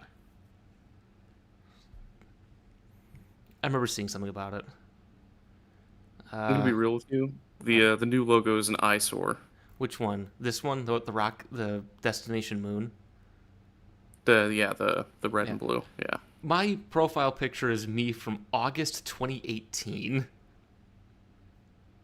Yeah. Okay, let's see. I took that picture. Yes, you did. And I edited myself in with the Percheron explosion. Let's see. I thought I did that. I thought I did the editing for that image. I don't know. Let's see. I don't know, because the problem is that these are all kind of longish too. I don't think they're not like Jishuan and Sebastian, where everything they say is wrong and funny. Okay, yes, the first guy who did that, Peter Madsen, was the Copenhagen, yeah, which is funny because the journalist he killed wrote one of the last articles about Lutz Kaiser after Gaddafi died. Oh. Yeah. It was weird, because I looked at that again, and then I saw, hey, wait, that's Kim Wall. That's the journalist that was murdered. So, let's see. Does any of these look objectionable to you? Is SpaceX... Not really, but I'm also struggling. I'm also struggling to keep my eyes open. Oh. If you want to go to bed, feel free. I'll just judge you harshly. I'll just do Kerbal badly. I mean, I kind of want to watch you fail at Kerbal. You want me to do Kerbal instead of this? Yes. Yes. Okay. Because this is just kind of like whatever. Yeah, this just looks like, your garden variety. I know that I found this guy's Basic fanboy slop. Yeah, I found this guy's Reddit account. Oh no. Yeah, he likes he's also a keto enthusiast. So let's move things over. Oh wait, you probably shouldn't see this. You probably shouldn't see that. Let's see. Outer solar system. It's gonna take about 10 minutes to load. Just warning. Europe. Europe is one of the continents of all time. Yep.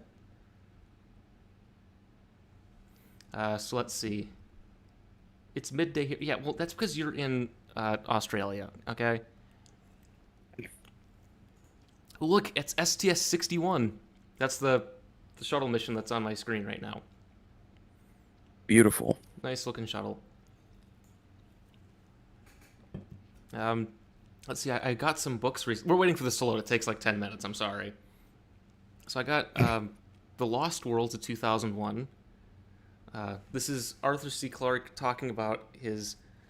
No, I don't want the Discord overlay. Go away. Yeah, I prefer to watch this on Discord right now. Gotta fix that. So this is about Arthur C. Clarke writing 2001 with Stanley Kubrick, and then the stories that were gonna be in the movie, but then ended up getting cut. I got that, and then I got How Few Remain by Harry Turtledove. It's alternate history. Then I got The Hammer of God by Arthur C. Clarke. Great title. Yeah. So I'm going to read that to see how close it is to Deep Impact. So, again, we're waiting for this thing to load, I hope. Where is it loading? Please load? Oh, okay, I got the spinning wheel of doom. Please That's work? a good sign. Please work. Just give it some time. Please work. Just be patient. Patience.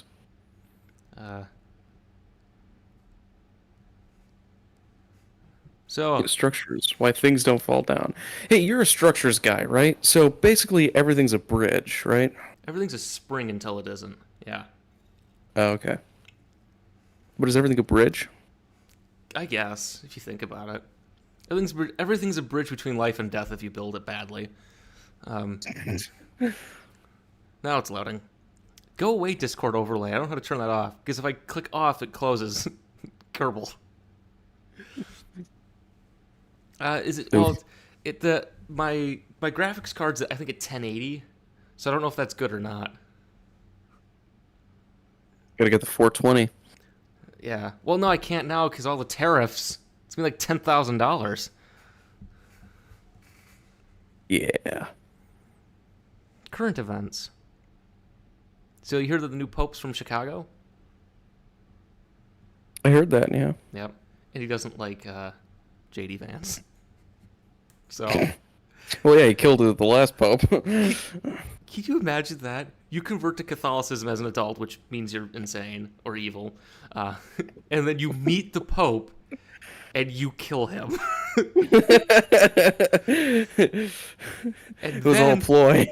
And then the next Pope specifically does not like you. I hope the new Pope has seen the Blues Brothers. Actually, I do know that the Catholic Church actually likes the movie. I think That's great. Yeah, I think they've actually endorsed. They don't endorse some of the parts of the movie, of course, the cursing, but I think they've actually endorsed the movie. So That's perfect. I'll do that once this thing loads. I also have to turn off the fair use Big Dumb Booster. That's still on. So, let's see. What have I been doing? I've just been studying. And of course, now I have to actually physically go into my office. It just ruins everything. It sucks. So annoying. At least whenever I come home, it's always a new path. Google Maps takes me to different routes every day. Or they like? I imagine that they're just constantly building new roads. Just it's like, oh, here's a new road. Yeah. Let me drive down this to get home. With the news of possible Artemis SLS defunding, so the goal would be So if you read the budget proposal, it's basically handing the space program over to Musk. He just needs more money for Starship. Because it turns out building a fully reusable super heavy lift launch vehicle with a unique propellant combination with a unique engine cycle that's also, really high performance actually costs a lot of money. And so that's probably why he's doing this.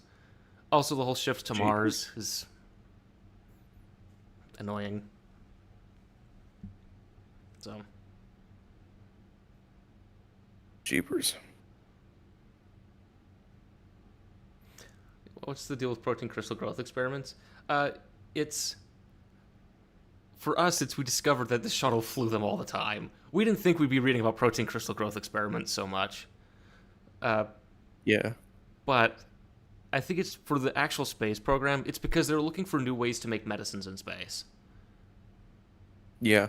Because I know that on the Lemonade Stand episode yesterday, Doug was talking about like some protein crystal growth for like fighting cancers. Yeah. And then I kind of looked into it. Apparently, there's over 100,000 different types of protein crystals in the human body. Yeah. And over 10 billion different types in the world. Actually, I was reading about how some of the stuff that got defunded by Doge would have actually made like 90% of cancers just a hindrance on your life and not life-threatening. Like, the cancer... And Doge funded that? Yeah, Doge got rid of it. Oh. Yeah. Hey, that's improving government efficiency right there. Yeah. Look, I'll just put it this way. There's a place in Germany called Nuremberg. You may have heard of it. It's got a racetrack. That's all it's known for. Okay? Just want to go racing, all right? Yeah, just want to go master racing, if you will. Look, I think... we could do go-karts. Yeah. Yeah, and again, we know what Elon's beliefs are. Just saying, Which I do see there is a Cybertruck that works on the Arsenal. I've seen him. It's a road hazard because I keep laughing at it.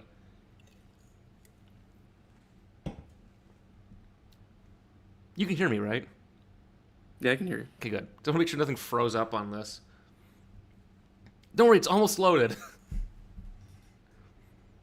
Please load. Can't throw eggs. They're too expensive. That's true.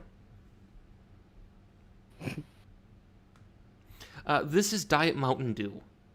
Okay? The superior beverage. It's for maximal drinking experience. Yeah. I know there's 2 or 3 Cybertrucks in Huntsville. Because there was one on 72 at that used car dealership, like the decal place. I've seen that one driving around.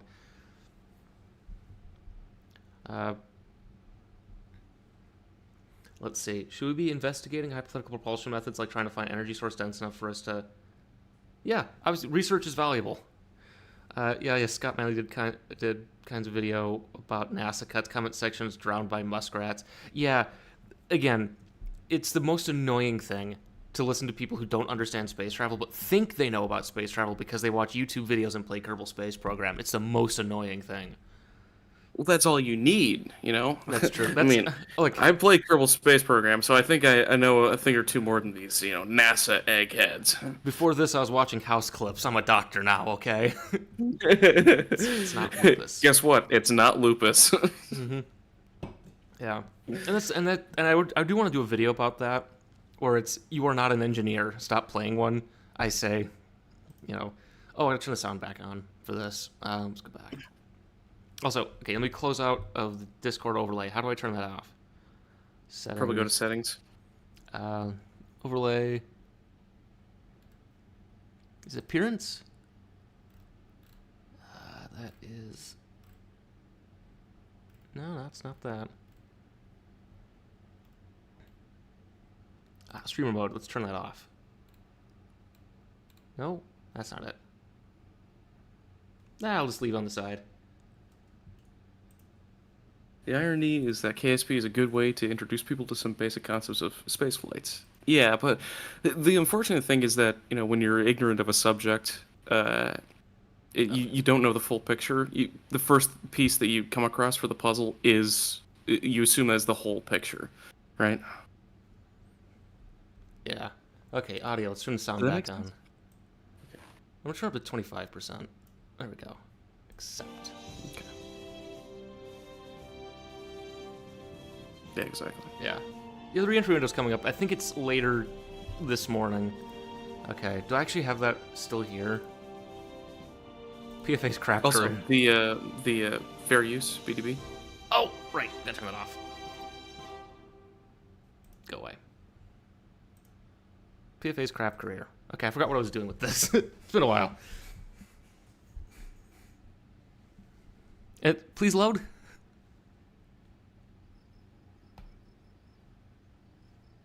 There we go. Okay, so what do I have up? What do I have done? I don't remember now. Okay, what is that? The contract? Oh, okay. Probably goal of some kind. Is anything in orbit? No. So I have been to orbit. I can't remember what I did last time. It's modded KSP because I have the Outer Solar System mod and certain part packs and like D-Magic Orbital Science. So it's modded. Okay. So did I say I was going to land on the moon last time and I didn't? I think that's what I did. Oh, if something crashed, it wasn't SpaceX? Well, I don't know right now. I don't know how many people actually work at the FAA anymore. So, whoops. They're two guys and they're both fighting for the same job. The two guys, they're both hiding somewhere. Okay, what do I have? Okay. Okay, this is Luna 1, right? Okay. I know where I've done, okay, so I have been to the Mun. Okay. So I gotta land on it, right? Is there a weight limit? Wait, do I have contracts? Contracts. Why is this like this? Did it update? What am I doing?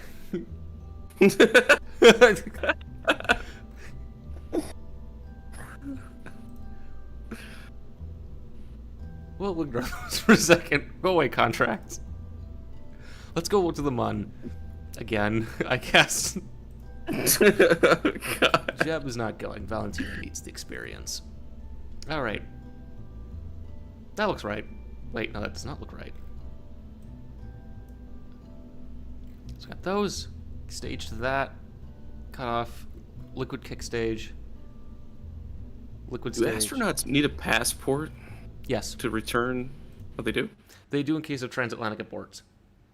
Oh, cool. Yeah, but if you ever read the book Shuttle Down, which I have a copy of, they actually talk about that. Okay. Okay. Yeah, because in that book, a polar shuttle mission lands on Easter Island, which is owned by Chile, and they don't have passports. So, Ooh, that's not good. it's also how do you get the shuttle off of Easter Island, because it can land there, but you can't move it. Oh, yeah. Well, you get a big boat. You do a lot of logistics. Yeah. Let's go. Where am I going? All right, going to the Mun. Let's go to the moon. Where am I going? Amnesia, the Dark Ascent. Ah, jeez.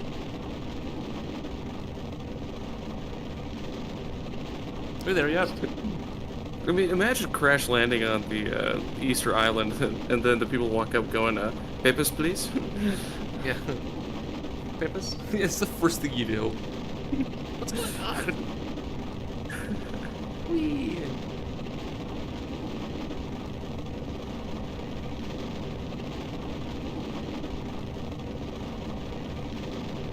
I remember doing this now. It's like riding a bike. Yep. It's like riding a bike. Never done it before. What? Huh? Hmm? Oh, you probably can't see anything on screen, 'cause it's at night. I can. I have a bright monitor, though. Yeah. 'Cause I just looked at my other monitor, and it's... That's right. Recycling. That's some fantastic staging. Yep. You see the Firefly Alpha launch? I have not. Oh, it's great. The first stage explodes, and then blows off the nozzle of the second stage engine. Spoilers. Yeah, doesn't make it to orbit.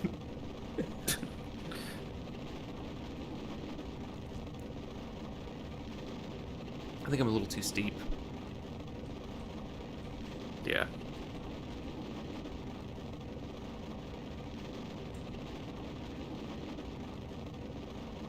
Actually going pretty fast.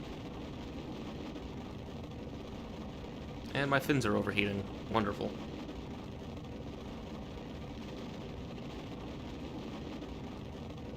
But that's what you have to do, right? Is you gotta stress all of your components for your reusable rocket.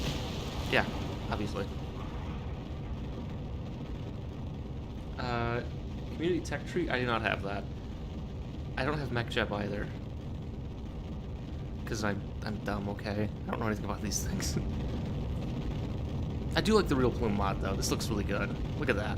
Oh yeah, it's beautiful.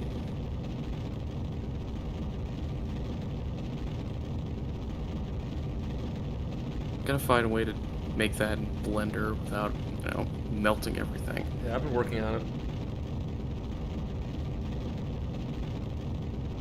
Space colonization to relieve Earth. I don't know about that one as much. The problem is the amount of effort it takes to move a lot of humanity off Earth would probably blast a lot of things out of existence.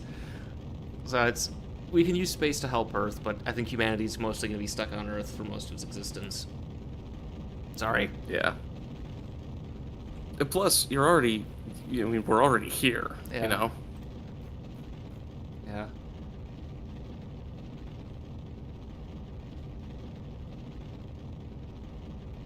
You'll leave Earth in a macabre way, okay. Gothic space fleet. Wait, isn't that a Warhammer thing? Probably. That sounds like a Warhammer thing.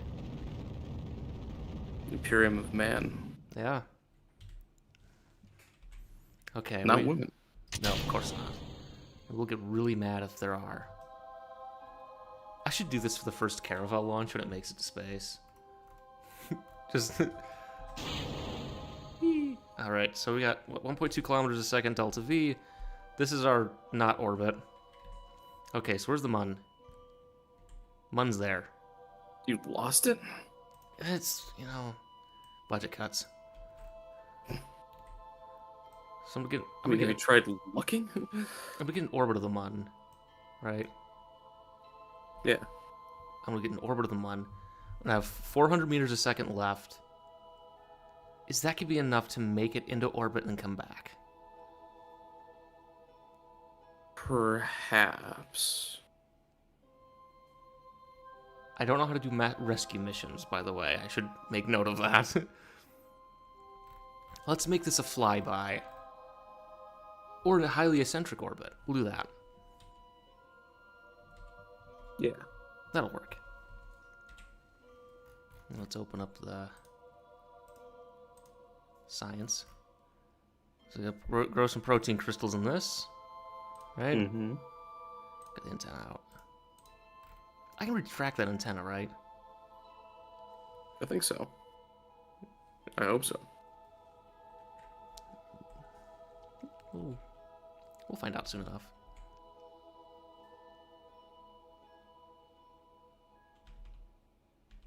That's close enough. I'm good at this. Don't worry.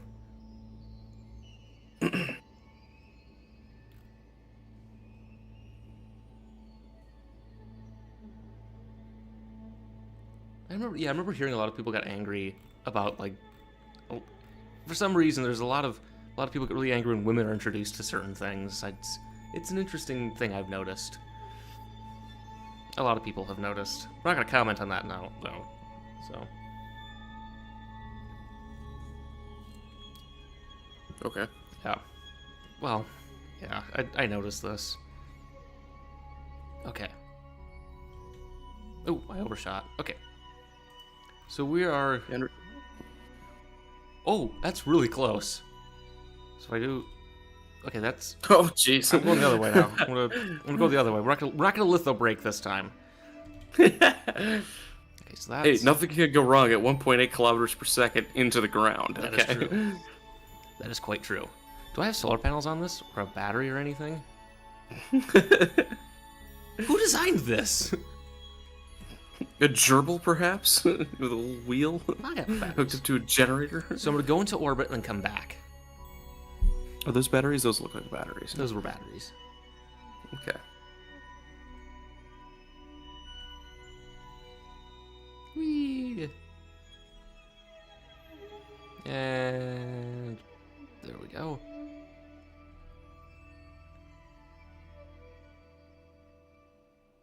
Yeah, hard to have quarterly returns from Mars colonies. You can only send things back every 779 days. Well, that's the fun thing is that, you get Q1, 2, 3, 4, 5, 6, and 7. And probably 8 as well. And then you get to learn how bad everything is on the Mars colony. Whee! There we go. Now we're in orbit. Yay! Let's do some science. Okay, let's look Protein at crystals aren't going to grow themselves. let's look at some mystery go. Cool. Let's do some temperature. I've already done this. Okay. Is there an atmosphere? No. Cool. Let's do an EVA. Actually, let's wait a little bit and do an EVA.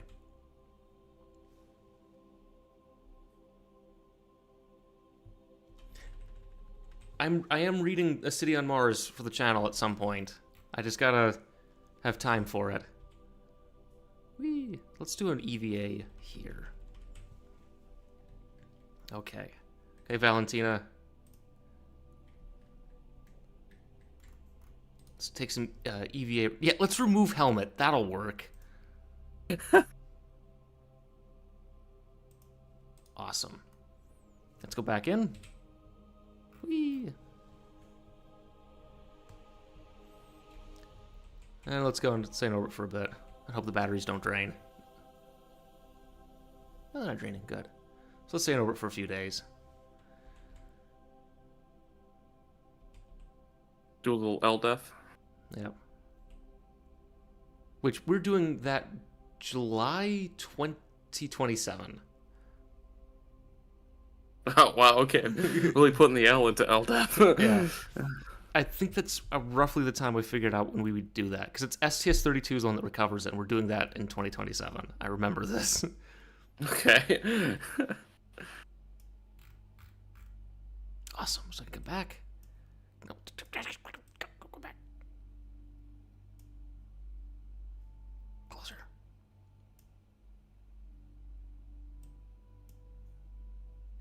Maybe try the other side of the Kerbal system. What if I just do little adjustments? Come back. Maybe like a quarter. Well, like about there. Yeah. Yeah, like that. So then let's just go. That's time warp to there. Warp here.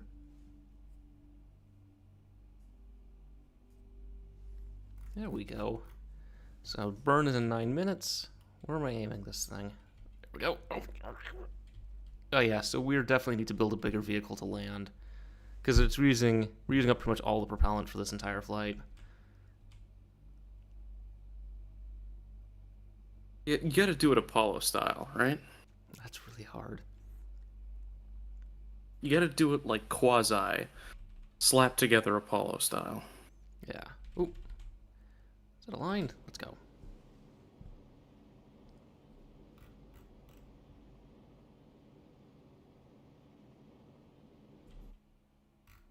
Am I gonna make it? Ooh. Let's do. Okay. So that's gonna burn up, but I can adjust once I get out.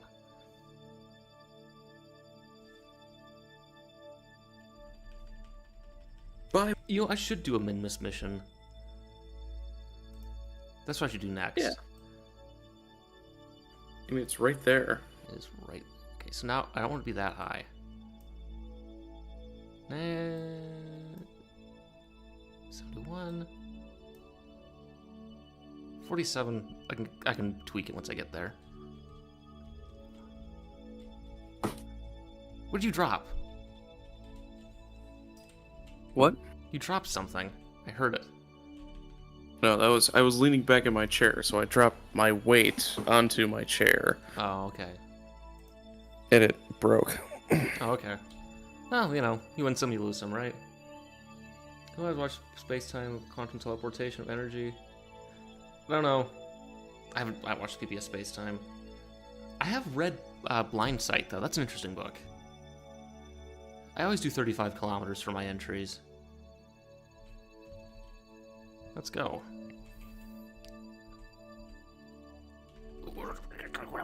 Welcome back. What? Ben said he's back. Okay, good. Good, just in time. We'll watch Ellie in space now. Let's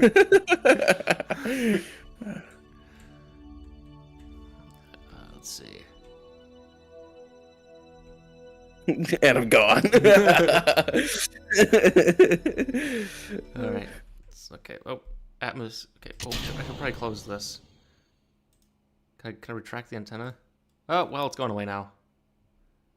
I don't think I can retract the antenna. Nope. Okay, well, it's gone.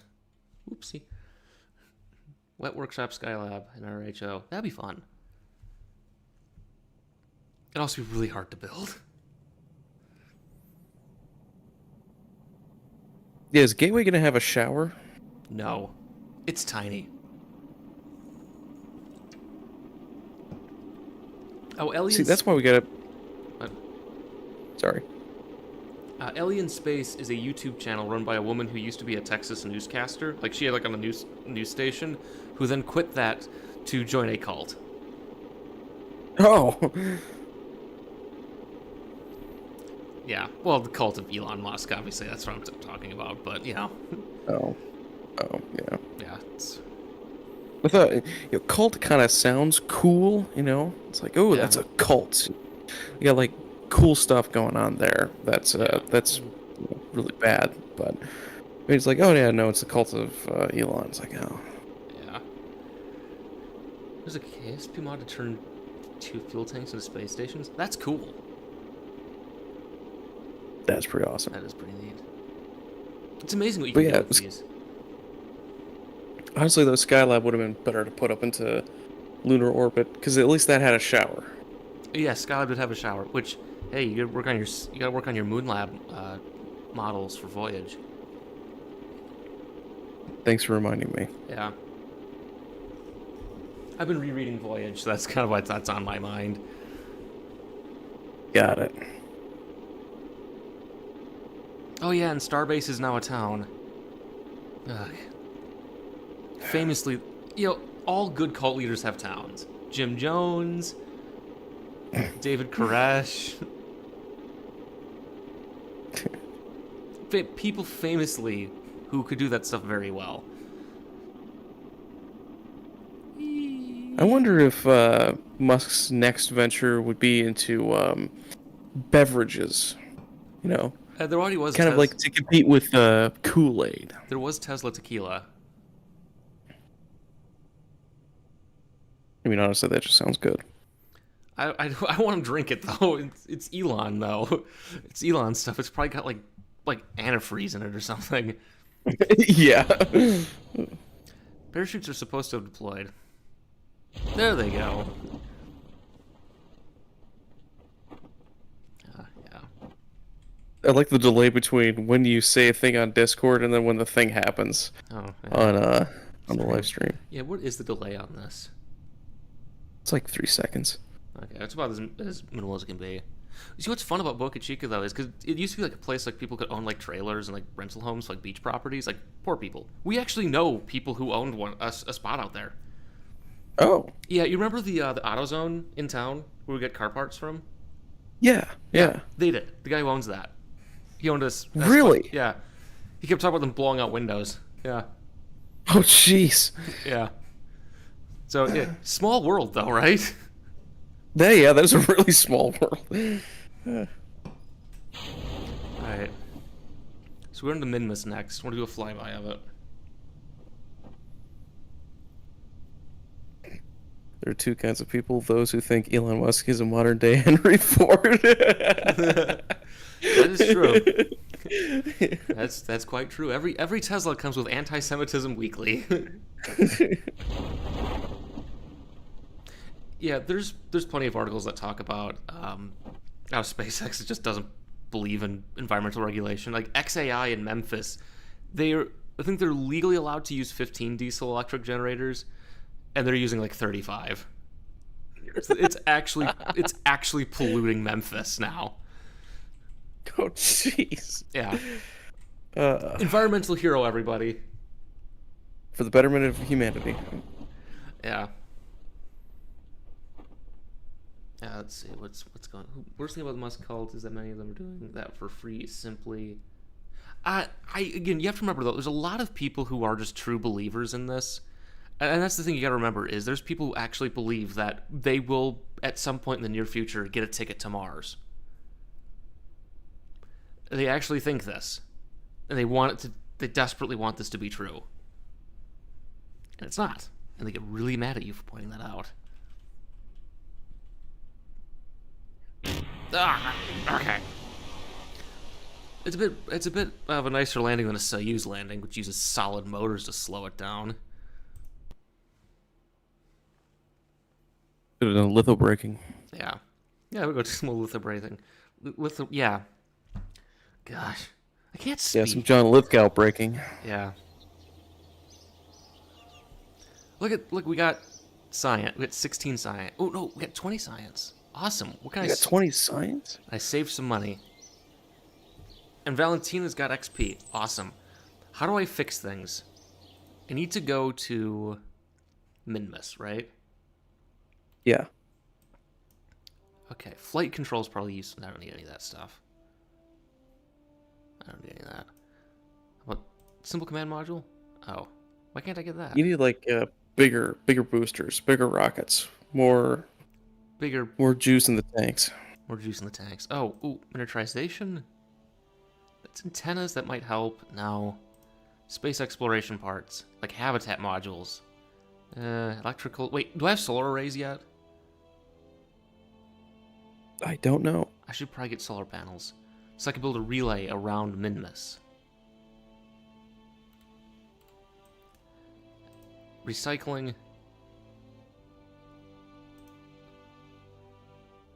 I don't know why there's things that aren't in here. I don't know if it's a glitch. Advanced construction of payload fairings, separators. I think I get to Minmus on what I have, my basic vehicle. But I could also build a bigger one. This is what I need. Build a bigger one. I need to build a bigger rocket. Okay, how much science do I have? How much research do I have? 166. I'm going to do big rockets. Do big rockets. Awesome. I don't have anything for anything else. It's like they say, go big or do something else. Yeah, go big and go dumb. That's what I believe in. It ain't gotta be fancy. Just gotta work. It's gotta be big and it's gotta be dumb. Alright, let's build Lunar 2. Alright, so here's what we're gonna do. I don't know what we're gonna do. I don't think we're gonna have... Wait, is there a weight limit for this? Like, Probably a weight and part limit, yeah. So I got... Okay, I'm about 100 tons away and like a fourth the part, so I'm good on that front. Okay. So what I need to do to get to Minmus and come back, I need an enhanced propulsion stage. I need a better stage. Do I have better engines? I got this guy. I got this guy. None of these seem to fit the bill. Ooh. I'm already using that, though. Okay, so that's a high thrust engine. Do I have bigger tanks? No. Okay, so I'm going to keep this inline configuration, and I'm not going to use solids. I'll use liquids. Yeah, that's what I'm going to do.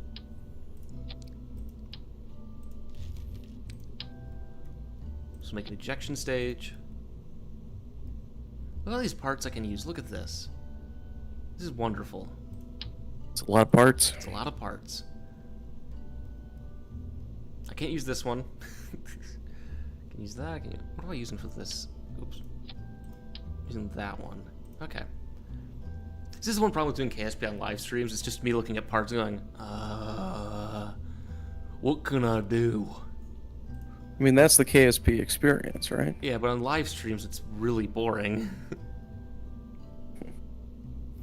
I'm gonna use this. No, I meant this. I'm just gonna build really... Oh, this is the reason why I wanted to use big solids. Because I have to just build a lot of tanks. Otherwise. You can use Alt to duplicate. Too late. Wait, which one is 270? 310. Good, I'm using the right engine. I'm gonna use this for steering. Anthrofuturism. Huh. Might take a look at that at some point. I should really ask for more recommendations sooner so I can find things. I'm gonna go with 6 boosters. Does that sound right? 6 boosters sound right to you? Yeah. I think 6 will work. Scorpius, this thing. Yeah, why not 6? Yeah, why not?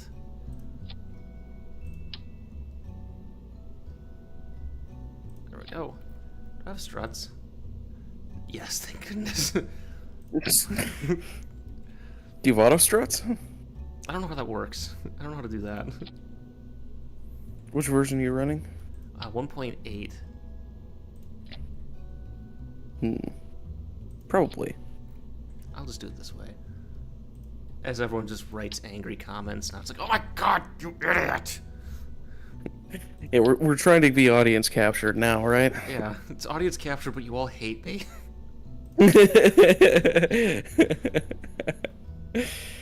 This'll work. And I gotta put... That looks good. So how much science? Let me open up the science bay. Okay. Also, so you see at the bottom there the Delta V button? Yeah. Yeah. Click. No. One of the other buttons. This guy. No, not the orange one. The gray one. That guy. Yes. Yeah. So you see it says sea level and vacuum? Oh, wait, you're delayed. Ah, yes. Yep, I got that. Yeah. See how the Delta V changes? This will make it. This will make it. Let's get some science. Okay, I can't put a submersible on there. I think this is good. This is all the science I have. Can I retract the magnetometer boom? Well, we'll find out. Hopefully. Oh, so You'll see, like, whether it is retractable or non-retractable, right? If you could right-click on it. Oh yeah. So do that. No, I cannot retract it. So we're not gonna bring that along this time. Okay. Close you, and I'm gonna put some. I don't have solar panels yet. This is gonna be a long mission. Oh well. Save. Okay, is this staged correctly? You put the gas generator in it. That's what you do. Yeah. Actually, yeah, I could do that. Oh, I don't have that though for the parts. So that's just kind of. Gotta get the pull start lawnmower engine. Yeah, that's okay. Well, we'll see how this works. Crew. Nope. Sorry, Valentina. Jeb's going. Okay, got all my staging correct. That. Yeah. Okay. We'll work. I believe. You know what I'm gonna do with my Tesla? Put a gun on the back. It's a technical then. You went to the Trash Panda games instead of this? I'm judging you harshly. Well, the traffic sucked. Traffic sucks so much now. I took a new route home today. It took me like way north of what I normally do. That's how bad traffic is. Oh, sweet! That's loud. Throw it up a little bit. Make it louder. Oh, it's wobbly. What is structural dynamics? See, this is why you gotta put the auto strut on. That's true. Yeah. bit wobbly. We're good. Throttle down those engines there. Oh, yeah, we're hitting... Oh, jeez. Ah! It's the one thing that KSP doesn't have that real life doesn't. This kind of wobble does not happen in real life. It should. We need to make rockets more wobbly. Customers will love that. Oh no. Yes. Oh no.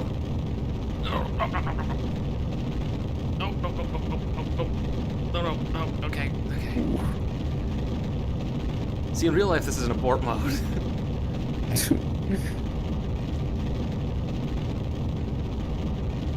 This is how Jeb gets to Minmus. Oh, we're going really fast. Let's see. Also, I discovered a botnet on Twitter this week. It kept showing me fan posts about one TV show. And I discovered they were all basically the same, like, posts and images used. So I think it was a botnet to promote the series. Ooh, innovative. It's so annoying. I now know who these I know who these characters are. I know what the ship is called. It's called Chenford because I know so much about it because I just kept blocking all of these accounts. So it's so annoying. I know so much about the rookie now. It's the show with Nathan Fillion, so I think that's how I ended up being shown this botnet. Oh, wrong way. Because I followed Nathan Fillion on Twitter before he abandoned it. Oh, okay. Yeah. So I think that's how I ended up on the botnet. Or it's just broken because it's just Twitter. And then I saw racism, of course. Oh, so you were on Twitter. Yeah, I am on Blue Sky at Buccaneer Boosters. It's in the description. You should follow me there. Oh, I have overshot. That's not good. How do I match? I'm just gonna... So, I mean, the problem with SSTOs is that, like, you basically just take... If you can build an SSTO, you're just taking the rocket up there. Well, the idea and would the payload is the safety margin. Well, if you were to do an SST, you'd want to be able to make it reusable, I guess. You could build an expendable in, like, Aquarius, but it comes to the question of why. Right. What are you actually building this rocket for? What market? True. You know, but also, how much could you really take up with an SSTO, though? Well, if you were to build an SST, you'd probably aim for a 20-ton to low Earth orbit launcher or more, just because it's scale better. Hmm. So. Okay. Why would people colonize space? That's a good question. Don't know. See, Because it is there. That's the thing about it is, I take the stance that whatever will drive us to colonize space will be what drives us to do economic things in space, right? Why did we come to North America aside from, right, at a base level it was for business. The Pilgrims didn't just sit around and call each other witches. I think they did logging. Probably did a whole bunch of stuff too, right? Well, there's a lot of economic activity they did, but at the base level, like because they'd ship that stuff back to England, that would pay for it. And I think that's why the British did it, was they would set up the colony, and once it started making money, then they'd go, okay, you're part of us now. Until then, it was a series of state-invested company towns until they started making money or a preset date. Okay, where am I going? So Minmus is there, which means go there. This is not going to work. I know it's not going to work, but it works. Have you considered trying it? It works. Yeah. There we go. That's a good setup. And of course, I don't know what the... Let's just warp here. And if it doesn't work, I'll just die when I come back. So that'll be good. Yeah.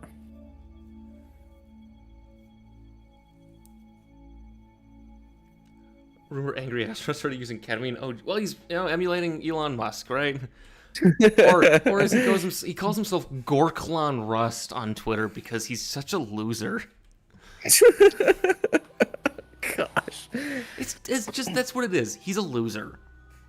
And he's just looking. That's why he's like been raiding like USA with Doge. He's looking for the button that makes people like him again, and he'll never find it. Easiest way to cut government or to increase government efficiency is to get rid of Doge. Yeah, they've spent more than they've claimed to save, and it's wrecked. Again, I work with government guys, and they're like, yeah, I just used ChatGPT to generate my 5 things I did this week. Whatever. Finally, utility for AI. I mean, none of them I know of personally, of course. I've heard a rumor. Oh, he does disagree with Elon. That's good. He's grown as a person. That's wonderful. I've grown as a person. That's why my shirts don't fit me. It's the wrong kind of growth. Yeah. I don't worry, I'm losing weight, though. I've lost like 3 pounds already. I'm very forgetful. Yeah, that's good. Yeah.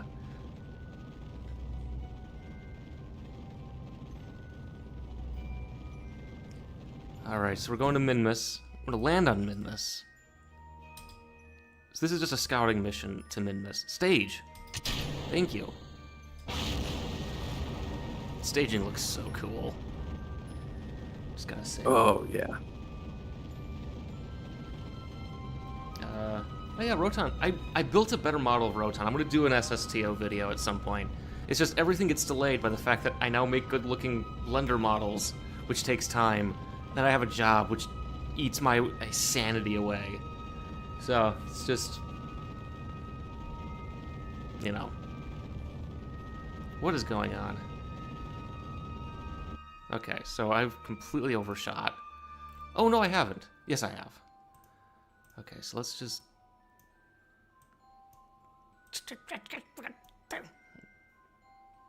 Good. So you could tweak, use like some of the buttons, kind of like where your face cam is. Yeah, down here, these guys. I can Yeah. do that. I just don't know how to... I did it once. I think the last time we did this. I just don't remember how. I could walk you through it if you moved your face cam. No, that means moving my face. Yeah. I can do this. I'm a big boy. Okay? Big boy aerospace engineer. I'm almost done with my master's degree. Almost. I am done with my master's degree. I have my master's piece of paper thing. Oh, that's neat. Okay, now we're encountering it. Okay, careful what you're saying there. I don't need to know that. Yeah, and if you're building an SSO, you gotta optimize it, obviously. Okay, going to Minmus. Thank goodness these are all storable propellants. And I have no signal. But I have an antenna. I forgot I had an antenna. There we go. Not on this side, though.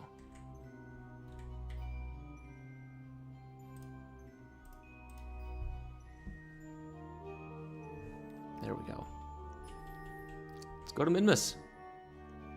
Who cares about my contract obligations I claim to have? Whee! Ooh, we're getting pretty close on this one. That's not very close. Okay, so what I'm going to do now is I'm going to slow it down to get a lower periapsis. Huh. I should have that. Hercules? I don't remember. I don't think I got a chance to. I've been so just kind of zonked out on doing things. I'm trying to finish the new draft of a short story, coming up with things, just kind of getting stuff done. So that's why things take so long to do.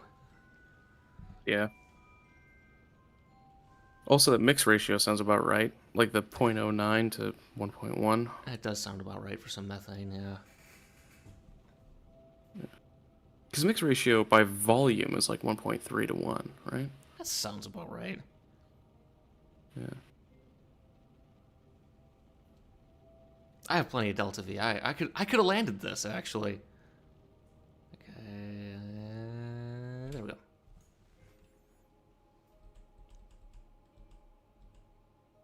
Well, No, it's gonna make it. Trust me.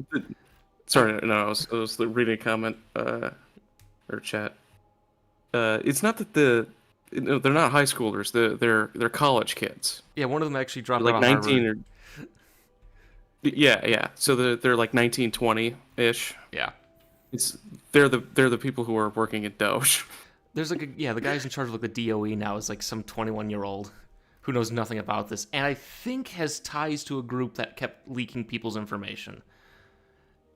Just if you read about That's these, good. yeah, if you read about these people, it's just oh,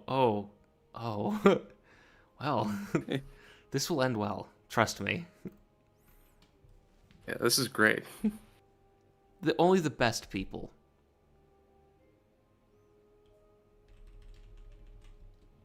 Like Harvard dropouts. Yeah, well, he got dropped out because people kept bullying him.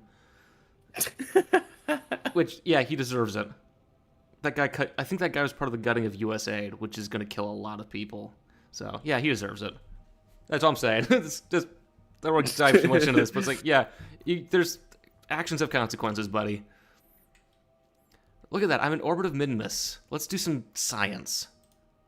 Not Science. There we go. Observe mystery go. And I'm going to save that. ISRU to the wall. What does that mean? Use engineering to survive space. That's an ethical problem right there. I don't know. I don't know. Again, we're also talking about things that are just beyond our lifetimes too. So I kind of push that towards we should build a framework of how we think about this, but not, we shouldn't put too much in it. We should focus on the more basic stuff. Let's do an EVA. How do I do an EVA? Yeah. All right, Jeb. Jeb's got to stretch his legs. Yep, he's been in this thing for a few days. What's his view? Oh, I can't do that. Let's do an EVA report. There we go. Wonder how the ground tastes. Yeah, ice cream apparently. Look at this. He is in orbit of Minmus. B for bored. So this thing can land. Nice. Based on the Delta V calculations, this thing can land. So I'm gonna put legs on it. I'm gonna land it. I mean, can you land it now? I could, but I need the legs so we can get out and get back in. So I'm gonna send. Would you need? Would you need that? Yeah, so it can stand up. Oh yeah. Yeah, that kind of thing. I mean, it is Minmus though. Yeah, but I'm also me. Oh, yeah, crew report and capsule. Look at all the science I'm getting. So much science. Yeah, so let's go and stay in orbit for a bit. For a day or two, Count that dust. Come on, Jeb, count the dust. You got the bay doors to set on. Prop it up. I don't want to risk it, though. I don't want this to turn into Do it. I don't want this to turn into a space burial mission. That'd be funny though. That is true. Okay, I'll land on the Midlands. This is how Jeb dies. Yeah. Not with a bang, but with a let's try this out. Yeah. You think Jeb got this far by going, nah, let's play it safe. I'm gonna land there. Okay. SAS back on. Retrograde. So my orbit right now is enough Delta V for this thing to come down. Oh yeah. Oh, there we go. So I'm gonna land there. I'll get a little bit more in the middle so when I drift. Okay. Attach this to that. There we go. Will Musk fire engineers? No. He's not going to fire the engineers. He's going to shout at them and put them in the engines, though. Okay. Oh, I can do surface velocity then, I think. Okay, so what? 3 kilometers up.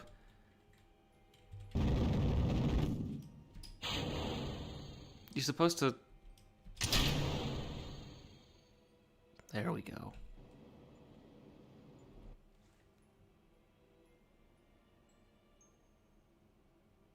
Yeah, see, that's the problem. Doge fired all those people. You don't know. There's no problem with all this. Oh. Well, we're just gonna take our own sweet time to land, I guess. So how's everyone doing? No, there's no legs. Jeb's got legs. He's fine.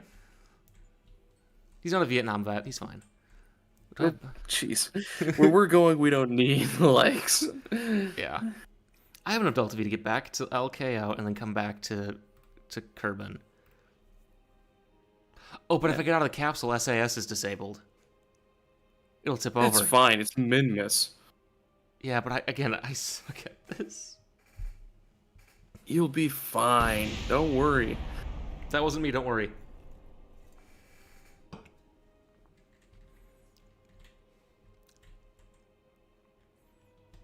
Let's fire up the engine a little bit just to make sure it still works. Look at that, Jeb. You're landing on Minmus. You should be happy.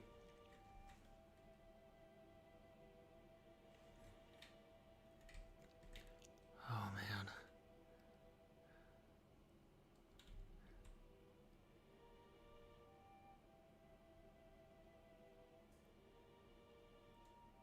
Okay, how close am I to the surface? Okay, so I'm getting pretty close. I'll throttle up soon. I'm so bad at this. Maybe you shouldn't be texting and driving. I should. No, I should be. It makes me drive better. I see so many people on their phones when I'm driving now. So annoying. It's crazy, right? It's so annoying. It's like, oh, this is how I'm gonna die. Someone's gonna send a text, lol, and that's gonna kill me. Lol. I'm an optimist, by the way. Yeah. Sound it. Oh, look at that. I'm gonna land. Just keep doing this. It's like that truck about to hit a pylon. You know, just all the different angles, never hits. Yeah. Oh, no. Oh, see? Oh, no. Not yet. Haven't seen yet. Oh, okay. Oh, it just bounced. Okay, so I'm gonna tip it over onto... Wait, just leave it, let it stand. Voila, I have landed on Minmus. So... Good job. I believed in you the whole time. What sort of nuclear, thermal, and planetary spacecrafts are out there in terms of design studies? NTRS is your friend. They've studied them. Okay. So should I Is get? it all just Nerva? There's a few like post Nerva design studies. So should I tip it over and walk out of the capsule, or should I just abort to orbit? I just I let Jeb get out, stretch his legs. Okay, so You know? I'm gonna do this. Well, you could have just let it stand. Yeah, but he gets out, then it's gonna tip over anyway. Oh, okay. There we go. Yeah, I'm not gonna let go. I'm too scared. Okay, space. And boom. Jeb is on Minmus. Let's plant a flag. Yeah. And then remove helmet. I'm sick of this. NTRS, yes, NASA Technical Report Server. Okay, what should we name this site? We should call it This Land. Bob. Yeah, we'll call it Bob. We'll call it, I don't know, cow tipping? It's Bob. What's the plot gonna say? Bob now? Here lies the spacecraft for now. It was this land. Was. Okay. There we go. There we go, Jeb. Let's take a sample. Can I take samples? Taste the ground.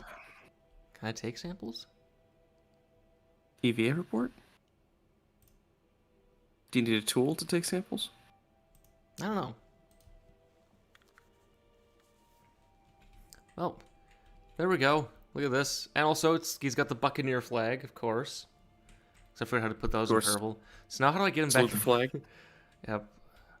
Salute the flag. We salute the Oh flag. sevens. There we go. 107s. Yep, there we go. Oh, okay, I can get him back on now. There we go. Oh, okay, he's just going now. How do I turn on the jetpack? You gotta turn the thrusters on. How do I do that?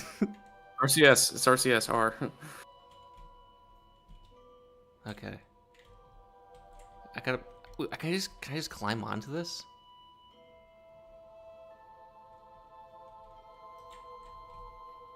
No. Oh, Oh.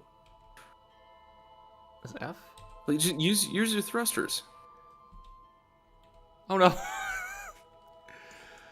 No, other way. Jeb, go this way.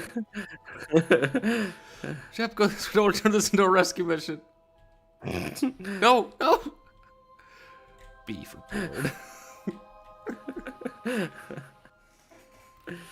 Okay, let's go back. All right. How do I get back up? This place sucks. Let's go. Oh no. It is a rescue mission now. Oh God. Oh no. What did you do? I hit space instead of thrust. Oh gosh. Well, Jeb, we salute you. Rest in peace. Time for a rescue mission. Oh no, I suck at this. Okay, let's do a rescue mission. The plan is shrimple. All right. We just go to space, Yeah, rescue Jeb, and then then- go back. and then we'll save and quit here because I need my beauty sleep. I need my ugly sleep. That's true. I need that too. It's 11 o'clock. Ugh. People that develop economical space travel. Do you think people will try to building nations in space? They might. Again, it's what it boils down to is it's really easy to not have one and have one removed from you if you say dumb things. You know what I mean? Rescue. Okay. So we don't need science on this mission. We need a seat, right? We need a mid deck, not for science, but just to shove the astronauts in. So I bring a crew with me to rescue, so I can bring him back like this. No. I need a controller. Right? Yes, you need a controller. So Jeb will be controlling the spacecraft once he boards. So I can put that under the heat shield. Here. Right? We can keep it with the heat shield just in case, right? Now Jeb's flying, or he's gonna die. Oh yeah, okay. That's just the way. That's the way I see it. Where's the cargo bay? Here. So this is where we're gonna put our command pod.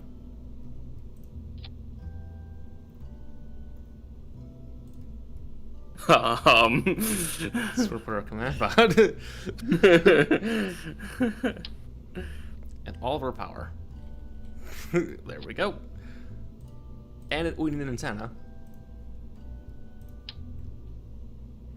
We'll need. Ooh, we actually have a high gain. We'll put that on. Put that in. We'll put this in here actually. Need 2. We'll put 2 in. Probably 2, yeah. Yep. Close. That's our rescue spacecraft. Got that. Now we need a ladder. It's gonna land, right? Do I have ladders? Do you have legs? I have legs. Which is the bigger one? Okay, it's this one. Probably the one that's not called Nano. Yeah. Okay, so that's the hatch. So we're gonna go there. I'm not gonna cover the capsule hatch. Don't worry, I'm good. Retract. How do they get in? Need a ladder, right? I don't have Do you have ladder. stairs? I don't think I Do you have have. a step ladder? I don't think I do. No. Do you have like a little pad you could stick out to the side for them to stand on?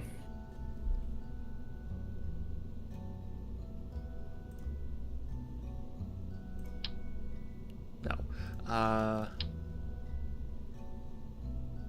I don't think I have anything that would work. No. But I have a jetpack, right?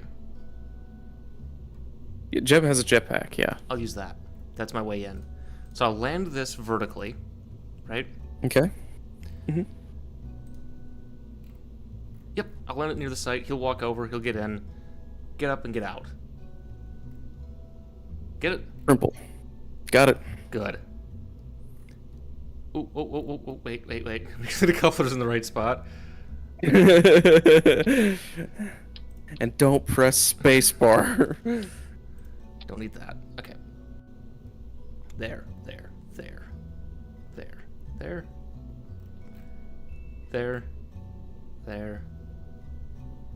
Awesome. And nobody's gonna be in there. I think we're good. Let's go save. Let's go save George and Gracie. Yep. Let's go save Jeb, and then call it quits for the night. Okay.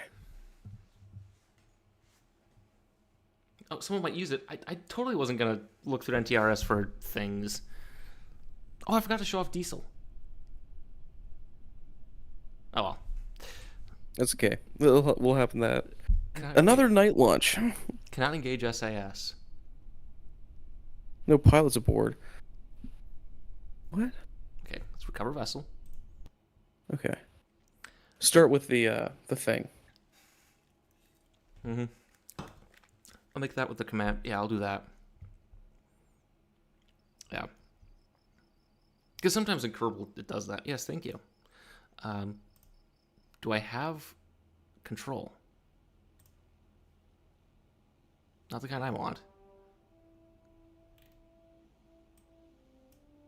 I don't have enough science to make it work either. So we're doing a crude rescue. Which means I have to build the other version with an actual... Rescue version V2. Yep, we'll try this again. Hey, if it's worth doing once, it's worth doing twice. Okay, so this means... Actually, I'll keep that so I can keep that in orbit. Alright, so we got utility.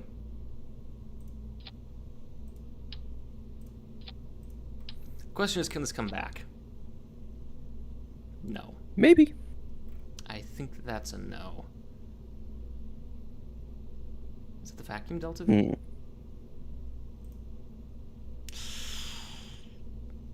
That might not be enough. No, that's not enough.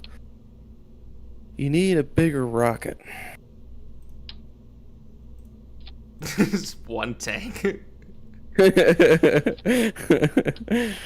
Done. Mission accomplished. There we go. And then we just put you there. Structural dynamics. Okay, so now Valentina's flying this.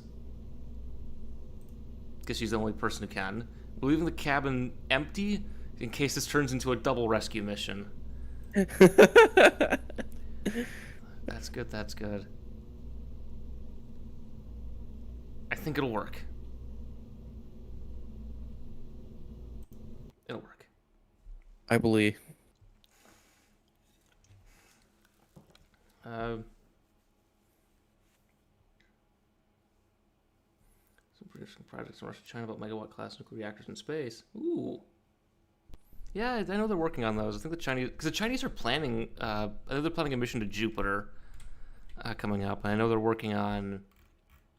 That's cool. Yeah, they used to have an actual Uranus flyby vehicle attached to it that would just detach and go to Uranus. Oh, or is it Neptune? One of those two places. Go to your anus.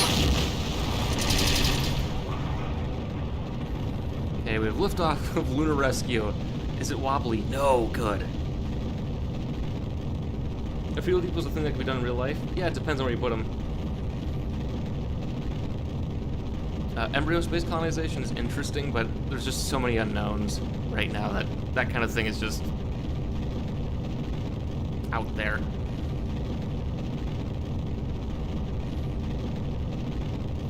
That's right, Valentina. You're gonna be the first woman on Minmus, and people on Reddit are gonna be annoyed about that.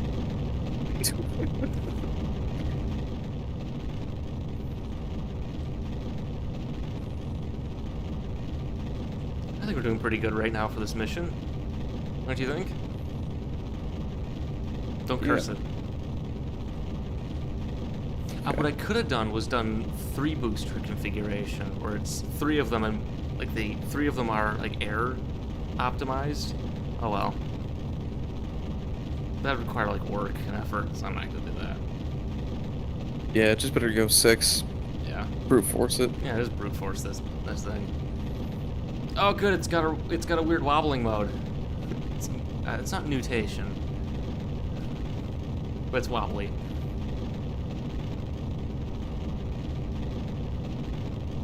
Yeah, at least it's not hitting max Q so low anymore. That's a benefit. Yeah.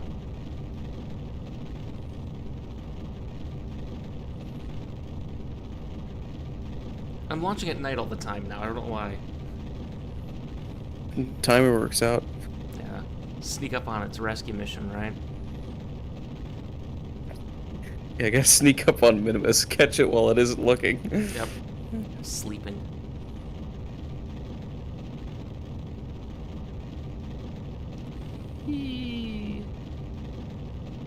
Let's see. Has anything exciting happened in space? I mean, the Venera, 4 capsule coming down is pretty cool.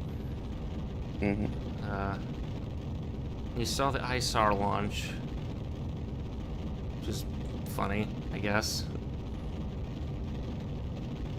Not much exciting happening in space except the proposed destruction of NASA, so that's, you know.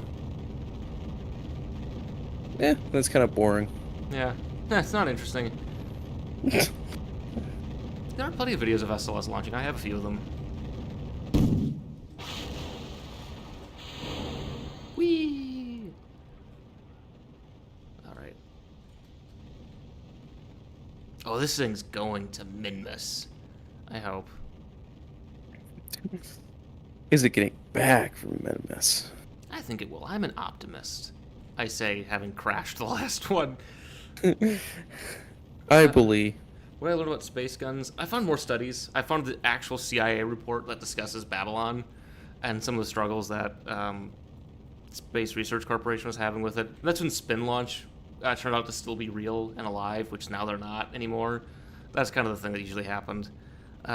There's Green Launch, which I have their website. I've used their website for reference. But yeah, other than that, space guns aren't really not many people have that interest in them technologically. So. Which is weird, because it's a gun. Yeah. You're surprised the guy who wanted to build one was not an American. That does impress me. Yeah. It's Canadian. Ugh. No, we like Canadians now. Yeah. We're trying to stay friends with them. Jeez.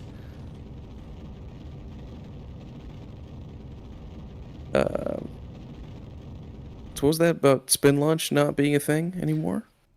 I have not heard anything. I know they've pivoted to building satellites. Oh. Yeah. That's great. Which will not launch out of their gun, out of the spin launch system. Just it. Look, sometimes you just have to evolve your business strategy, you know? Yeah, that's space startups and just falling apart, I guess. Name a better duo. Dogs and peanut butter? I don't know. See, that's why the big dumb future is all-encompassing from the get-go. I'm working the sales pitch, okay? What's the ROI? Good question. Working on it.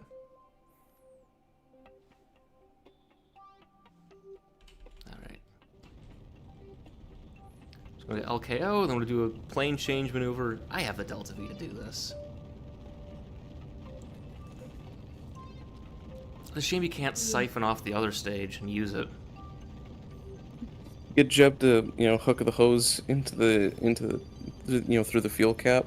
Yeah. Right. You just huff some of it. Suck too. it out.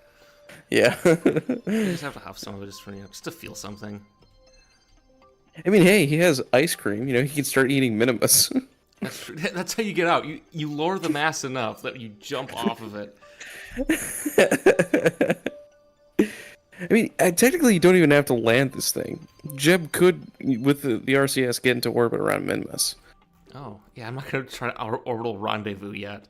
So what we're going to do now is going to do a plane change maneuver.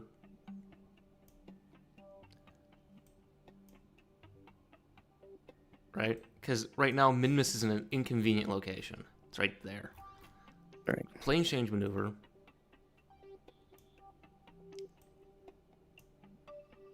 Do I have the Delta V? Yes! Okay. Maneuver 1. Which I gotta warp to, and so I can align myself with it.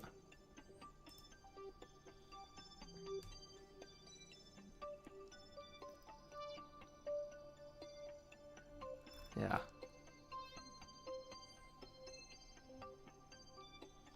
Alright, so where am I aiming again? It's terrible. This is why I should build a list of things I should watch and react to before I do live streams. Yeah. So I asked for suggestions, but everyone's like, oh. Kerbin has some strange continents. Yeah. Mountains are just kind of everywhere.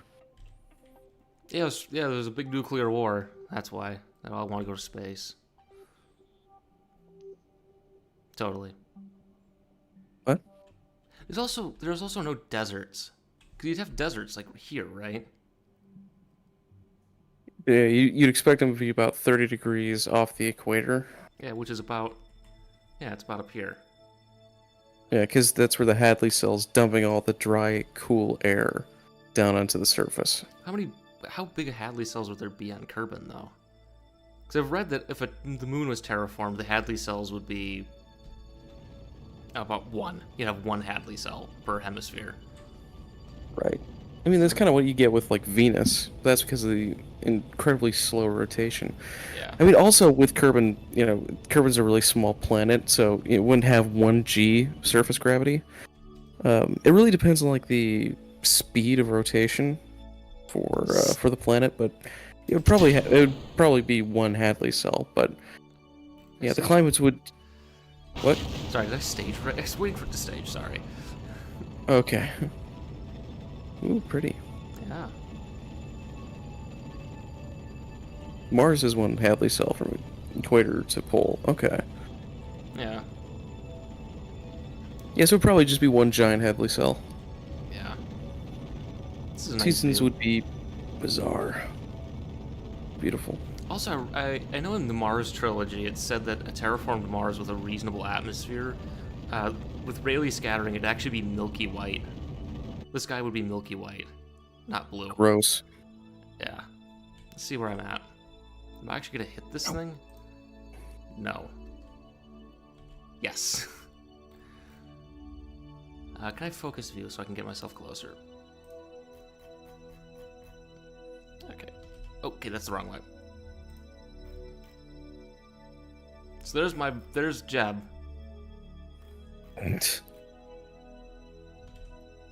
Okay. It's about as close as I'm gonna get. So I'm gonna warp here in 19 days. Alright, smoke if you got him. Yeah, Jeb's gonna be eating all the ice cream on Minmus. Yep. Yeah, it's been launched. Going nowhere.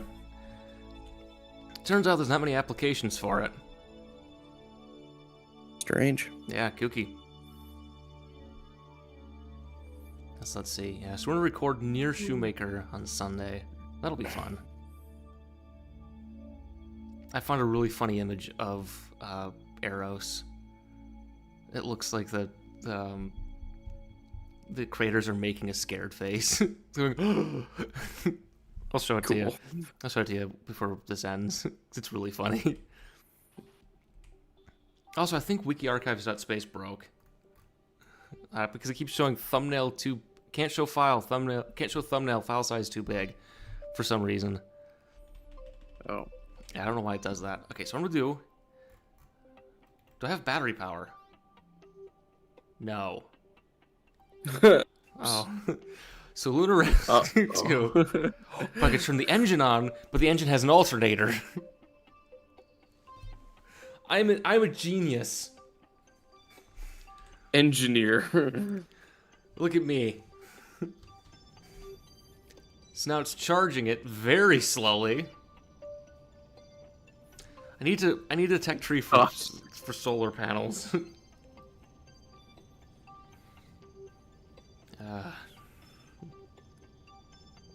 I have enough to land and come back. Are the parachutes electric? God, I hope not.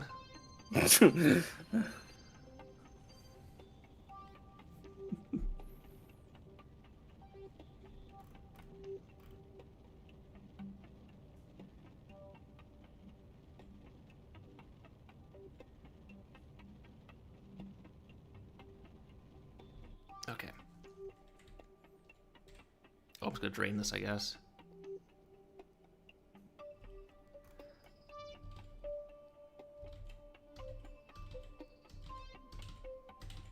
Oh, there we go. Oh, that might be a bit too low.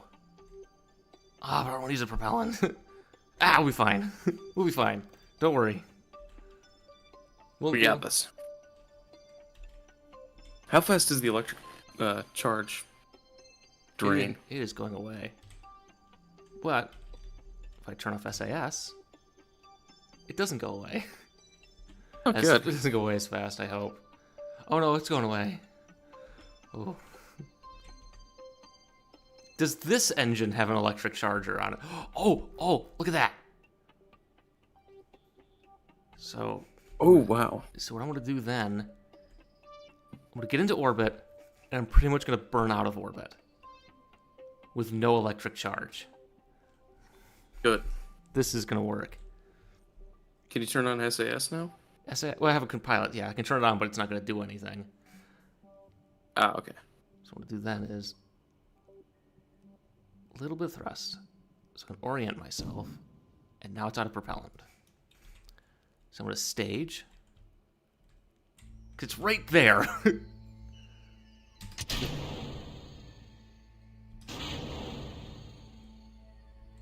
Does this engine generate electricity? No. Oh no. It does not generate electricity. Oh, so you're doing all this manual. It's trying to recover.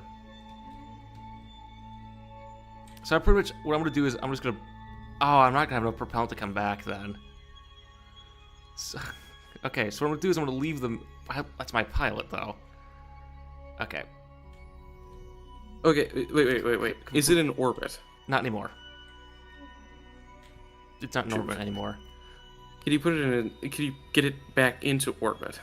Yeah, it's going to go prograde. Because then you can get Jeb into orbit. Yeah, but I have to rendezvous. With RCS. Yeah, well, rendezvousing is a lot easier than, doing a third rescue mission. So here's where my plan was to land it and just direct myself towards the landing site. So what I'm going to do... But do you have enough fuel to get off Minmus? I think so. And return? Yeah. Okay, well then, never mind. Forget what I was saying. So pretty much what I'm doing now is I'm going to shoot towards Jeb, which I can't really do because I don't have RCS or much control. Other way. So I'm going to cancel out my orbital velocity and pretty much point myself at it. And I hope I have enough propellant to come back. I mean, you could just land right where you're at and then Jeb fly over because, again, it's Minmus. Yeah, so what I'm going to do... So that's what I'm going to do then. I'm going to land... I'm going to see if I can get myself a little bit closer. Just land. Just land. Conserve your fuel. Just land. Okay. There we go. Of course, I have no control. This is the worst space mission ever. I suck at this. You need a few more batteries. Yeah.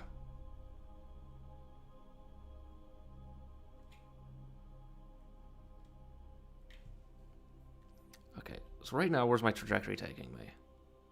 Oh, jeez. So I'm going to land in the plane if I just keep going a little bit. Okay. Oh, that works too, I guess. Okay. And then return the engine back on. This is the worst mission design ever. I'm dead serious. Really? Because the problem is I'm wasting so much propellant trying to get this thing under control. Yeah.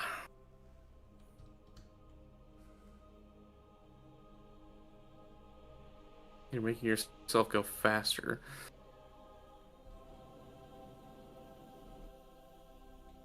It's because the problem is I have no control.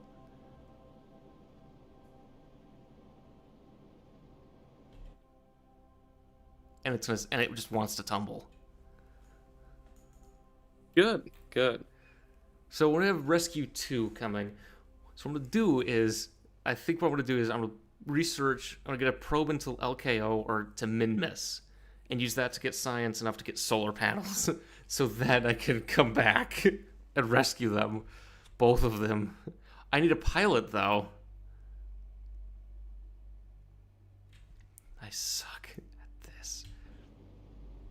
Wait, no. What you gotta do? What you gotta do is you just gotta time it. Because time warp stabilizes it. That's true. Yeah, so just time warp. Oh, good. I'm gonna land on a. I can't time warp now because I'm below 3 kilometers. Okay. So just wait.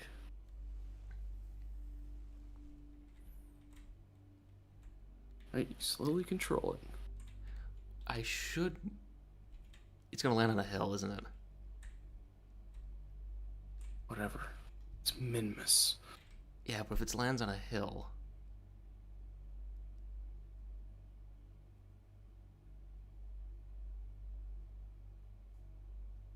How much fuel do you have? I have 300 meters a second, which is not enough to. I don't think that's enough to make it back to Kerbin. I'm gonna Maybe. It might. I'm gonna abort to orbit. Nope, wrong way.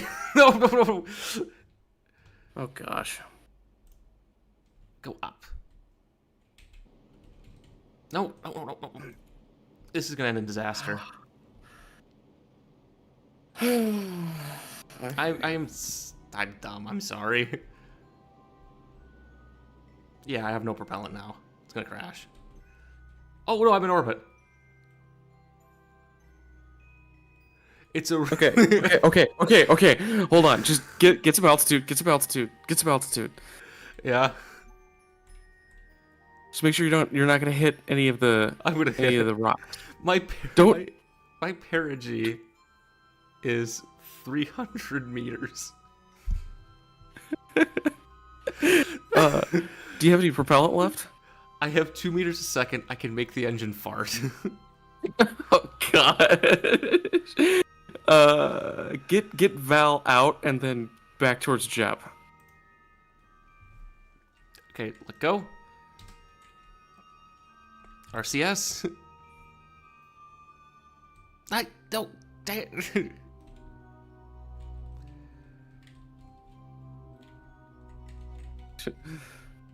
Just don't kill Val. I think I'm gonna kill Val. I'm going too fast. Yep, she's gonna. Oh no! No, just get altitude. Just get some altitude. There we go. Okay. Yeah, this is the worst mission ever.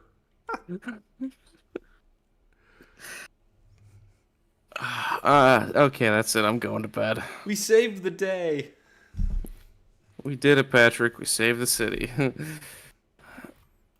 R.I.P. Val. Yep. All right. Let's go back to Space Center. Let's get some F's in the chat. Yep.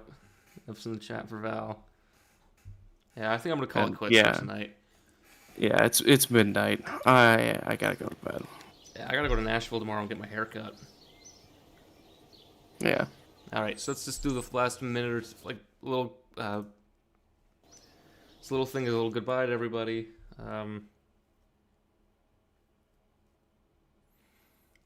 Yeah. Again, I'm really good at not basic Kerbal. I'm good at like space probes. You know what I mean?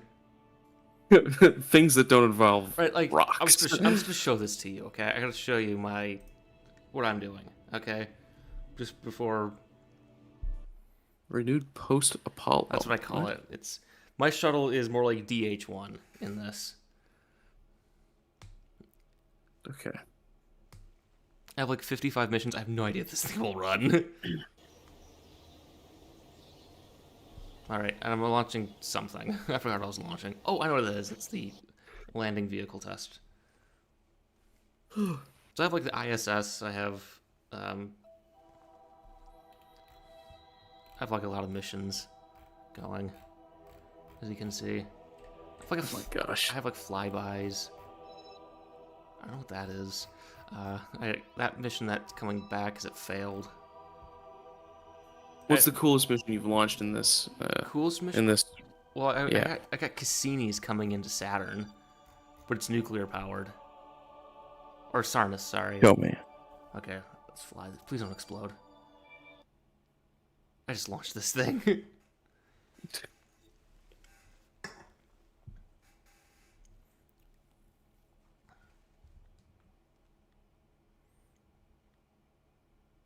Ooh, I have 2 invitations on LinkedIn. I have like 12 unread invitations. Yeah, most of them are like, hey, subscribe to LinkedIn. So this is Cassini. It's going to enter orbit around Sarnus, and these little probes here are going to orbit the moons. I hope. I haven't studied Cassini that much. I don't think it looks like this. Well, this is my Cassini, okay? This is way cooler. Oh, It's okay. nuclear, and it's going to go to Sarnus, okay? Ooh, okay. Yep. It's going to see. How do I focus view on Sarnus? Let me see my orbital insertion maneuvers. It's actually going to get... No. Just go. No. Son. Okay, there we go. So that's the maneuver.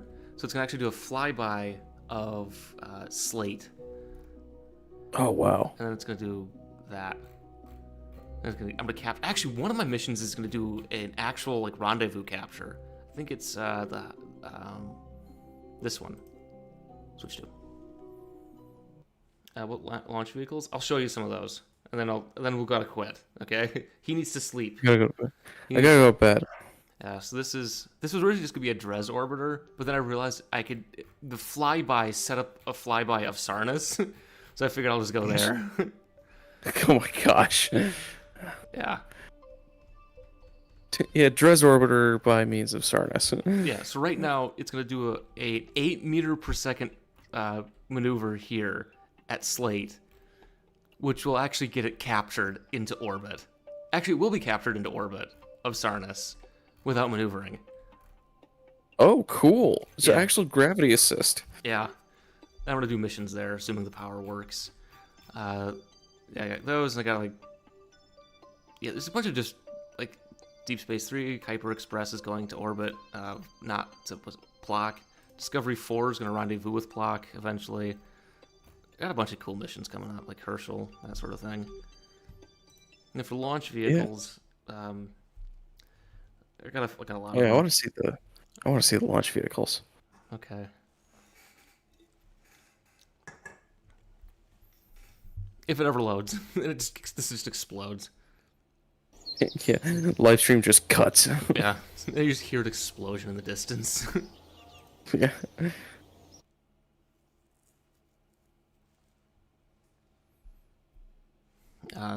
All my rockets are sexy.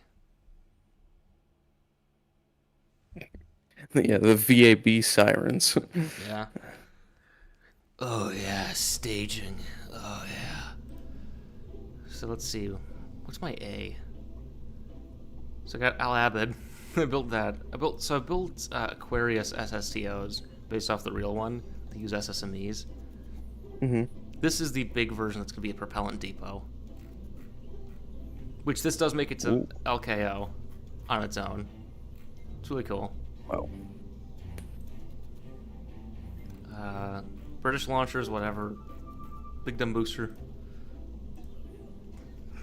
Based off the TRWs, you know, with crew capsule.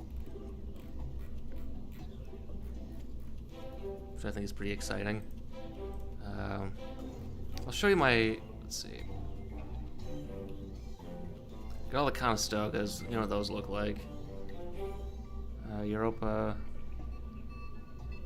Long March family. It's like they all kind of look like just copies of real-world rockets. Minotaurs. NLS. Boring. Boring. I'll get to my. Okay, let's go to my orbital, like my space shuttles. Yes, please. Yes. So this is my space shuttle. It's a There it is. goofy looking shuttle. It is, but it's based off DH1. Ah. And it's a pop-up design. So. Yeah, I've got a few variants of this. I'm not used to hearing the KSP music, by the way. I just listen to, like, podcasts when I do this. Okay, so we got, like, resolution. This one. Please load? This one actually launches satellites on it. It's got a Centaur. Ooh, cool. Yeah. So, that's a mission. What mission was that? Because of doing a mission. Then I got... Let's see. Got the Titan 5s. That's not interesting. I got Zenit with a TKS on top, because that's realistic. So... Most realistic thing I've ever seen. Oh yeah, it's so exciting, isn't it? Oh, very. Yeah, again, they're not that exciting. To me, they're exciting because I can run little missions off of them, right? Yeah. Right. Got SSTO with reusable engine pod. Right. Ooh. Yeah. Yeah. So, yeah. That's kind of everything. Are you? I mean, do you find it upsetting that they never got to the Delta V, or the Delta family? Because it'd be perfect for a rocket. Why is the H2 over there? Because of the reasons why. It broke. Also, I'll show my ISS and then we'll call it quits. Okay. So I'm building the ISS. It is midnight. I gotta go to bed. Yeah, you gotta go to bed, and I gotta go to bed. So this I'm is the so ISS. tired. So this is the ISS. It's an LKO. I'm gonna find all these launch vehicle concepts all over the place. That's the answer. You just find them all over the place. Find them. You look underneath your couch cushions. You know, reach into the back of the vending machines or the milk things at the grocery store. I'm so tired. Yeah, you look for milk cartons, all that. So this is the ISS. So far, it's not done yet, obviously, but Yeah. it looks vaguely familiar, doesn't it? Kind of looks like what's the big thing orbiting the Earth called again? The moon, yeah. Yeah. It kind of looks like the moon. Yeah, so right now this is a TKS spacecraft with crew. This is a European science module with escape capsule on back. Chinese spacecraft, that's the Shenzhou in this universe. And then I have a FGB science module. I gotta get this thing heavy enough so that when my space shuttle docks to it, it doesn't take... Because the docking system works where the heavier thing is the parent body, and that becomes the primary vehicle. My space shuttles weigh like 80 tons. I think this weighs like 70, so I gotta build it first before I can start docking the shuttle to it. Gotta build it up. Awesome. That's awesome. How many protein crystals are you growing in that thing? Oh, there's so many. Don't ignore the part where it's unstable and starting to shake itself apart. Someone's on the treadmill. Don't look too hard. Not gonna look that hard at all. Yeah, just ignore the wiggling. There's so many protein crystals you're growing on this thing. This is a science module, right? No, that's not a science module. I haven't docked the science modules yet. Oh, this one's Kibo. There's experiments modules on this. There's protein crystal growth experiments happening in this. You know there are. Oh yeah. Yeah. You got, Again, God created space so astronauts could grow protein crystals. and count dust. So yeah. Of course. Yeah. And I built a little moon station. Oops. Little gateway. Yeah. Around actually Minmus. I haven't put people on it yet. Let's just take a look quickly at that. Yeah. And then again, I have to go to bed. Yeah. Where is it? There it is. Switch to. It's built by the British in this one. You have the British. Yeah. Go license for that. So this is a little space station. A cute little guy. That's a cute little guy. Yeah. I'm gonna add more stuff to it at some point, but it's a nice low Minmus orbit that you don't have to land with. You should get it closer, 300-meter orbit. No. Okay. No. That's Yeah. cool. Yeah, so we're gonna call it quits now, because he's tired, I'm tired. So live It's streams, midnight. I have no idea when I'm gonna do another live stream. I want to do Soma for Halloween, thereabouts. That's about it. That's all I have planned so far for live going on. I want to do something in the middle of the day, so I'm not tired and he's not tired, or something. It's not midnight. It's not midnight. Yeah, well, for us at least. Oh, there's a new live on my channel. Yes, I noticed. It's me. Yeah. End of mission's consistent. We're to keep doing those. We're into June now with all of them, and I think we're keeping relative good pace, I'd say. Yeah,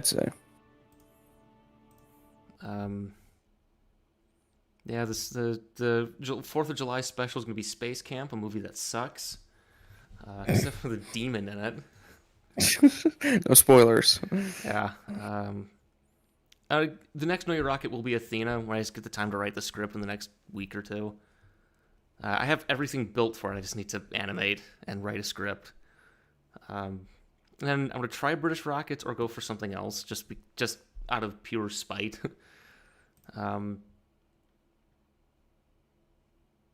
Yeah. Let me just move this to that. Turn the webcam. There we go. Here I am for the last bits. For the best sites to look for things, Norbert Brugge had a great site. Gunter Space Page, NTRS. The thing is, you'll just start looking. You'll find places to find them. That's the way I describe it. You'll just start, once you find one place, you'll find another and another and another.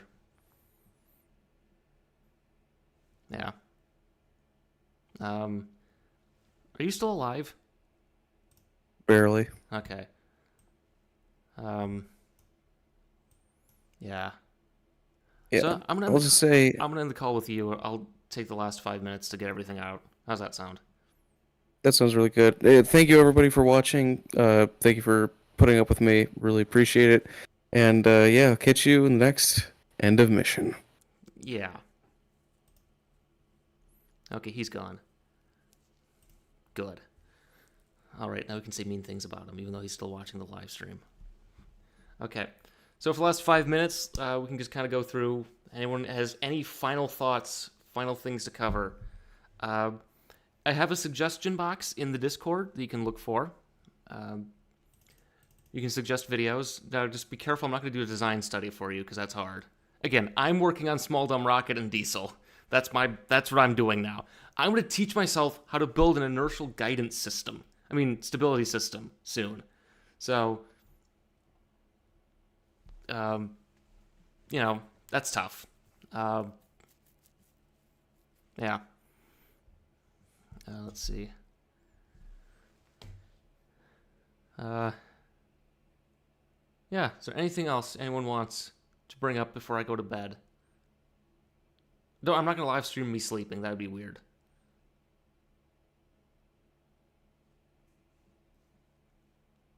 You like the outrag render? Look, it's outrag. Or I no spatial reasoning. It's somewhere over there.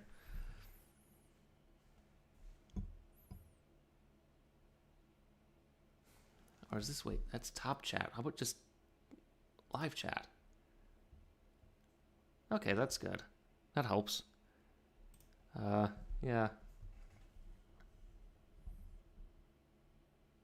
Remember to guard your privacy, everybody. Alright. Well, if no one's gonna do anything, I think I'm gonna call it quits. if you don't mind. Could we build an inflatable rocket? In space, maybe, but no. Not for launching from Earth, no. I mean, you have balloon tanks, but that's the closest thing you'll ever have to an inflatable rocket. It just, again, stress. It's a rocket being squished by aerodynamic forces. So, that's how that works. Yeah, you could probably do something in space. It just depends on thrust levels and what you want your mission to be. But yeah, in space, use of inflatable tanks is probably the smartest thing. Smartest use of it. I think we studied that for my senior design project. So, has anyone joined, actually? Discord of Fun. Oh, look at that. Alrighty. Well, okay then, everybody. I'm going to call it quits for the night. Have a nice evening. Yeah, we're going to keep doing end of mission. That's because it's easy to do. I'm going to keep trying to make more videos. Just remember, it's graduate school, the thing that will make me money. So, yeah. All right, then. Good night, everybody. Where's the end stream button? There it is. Good night.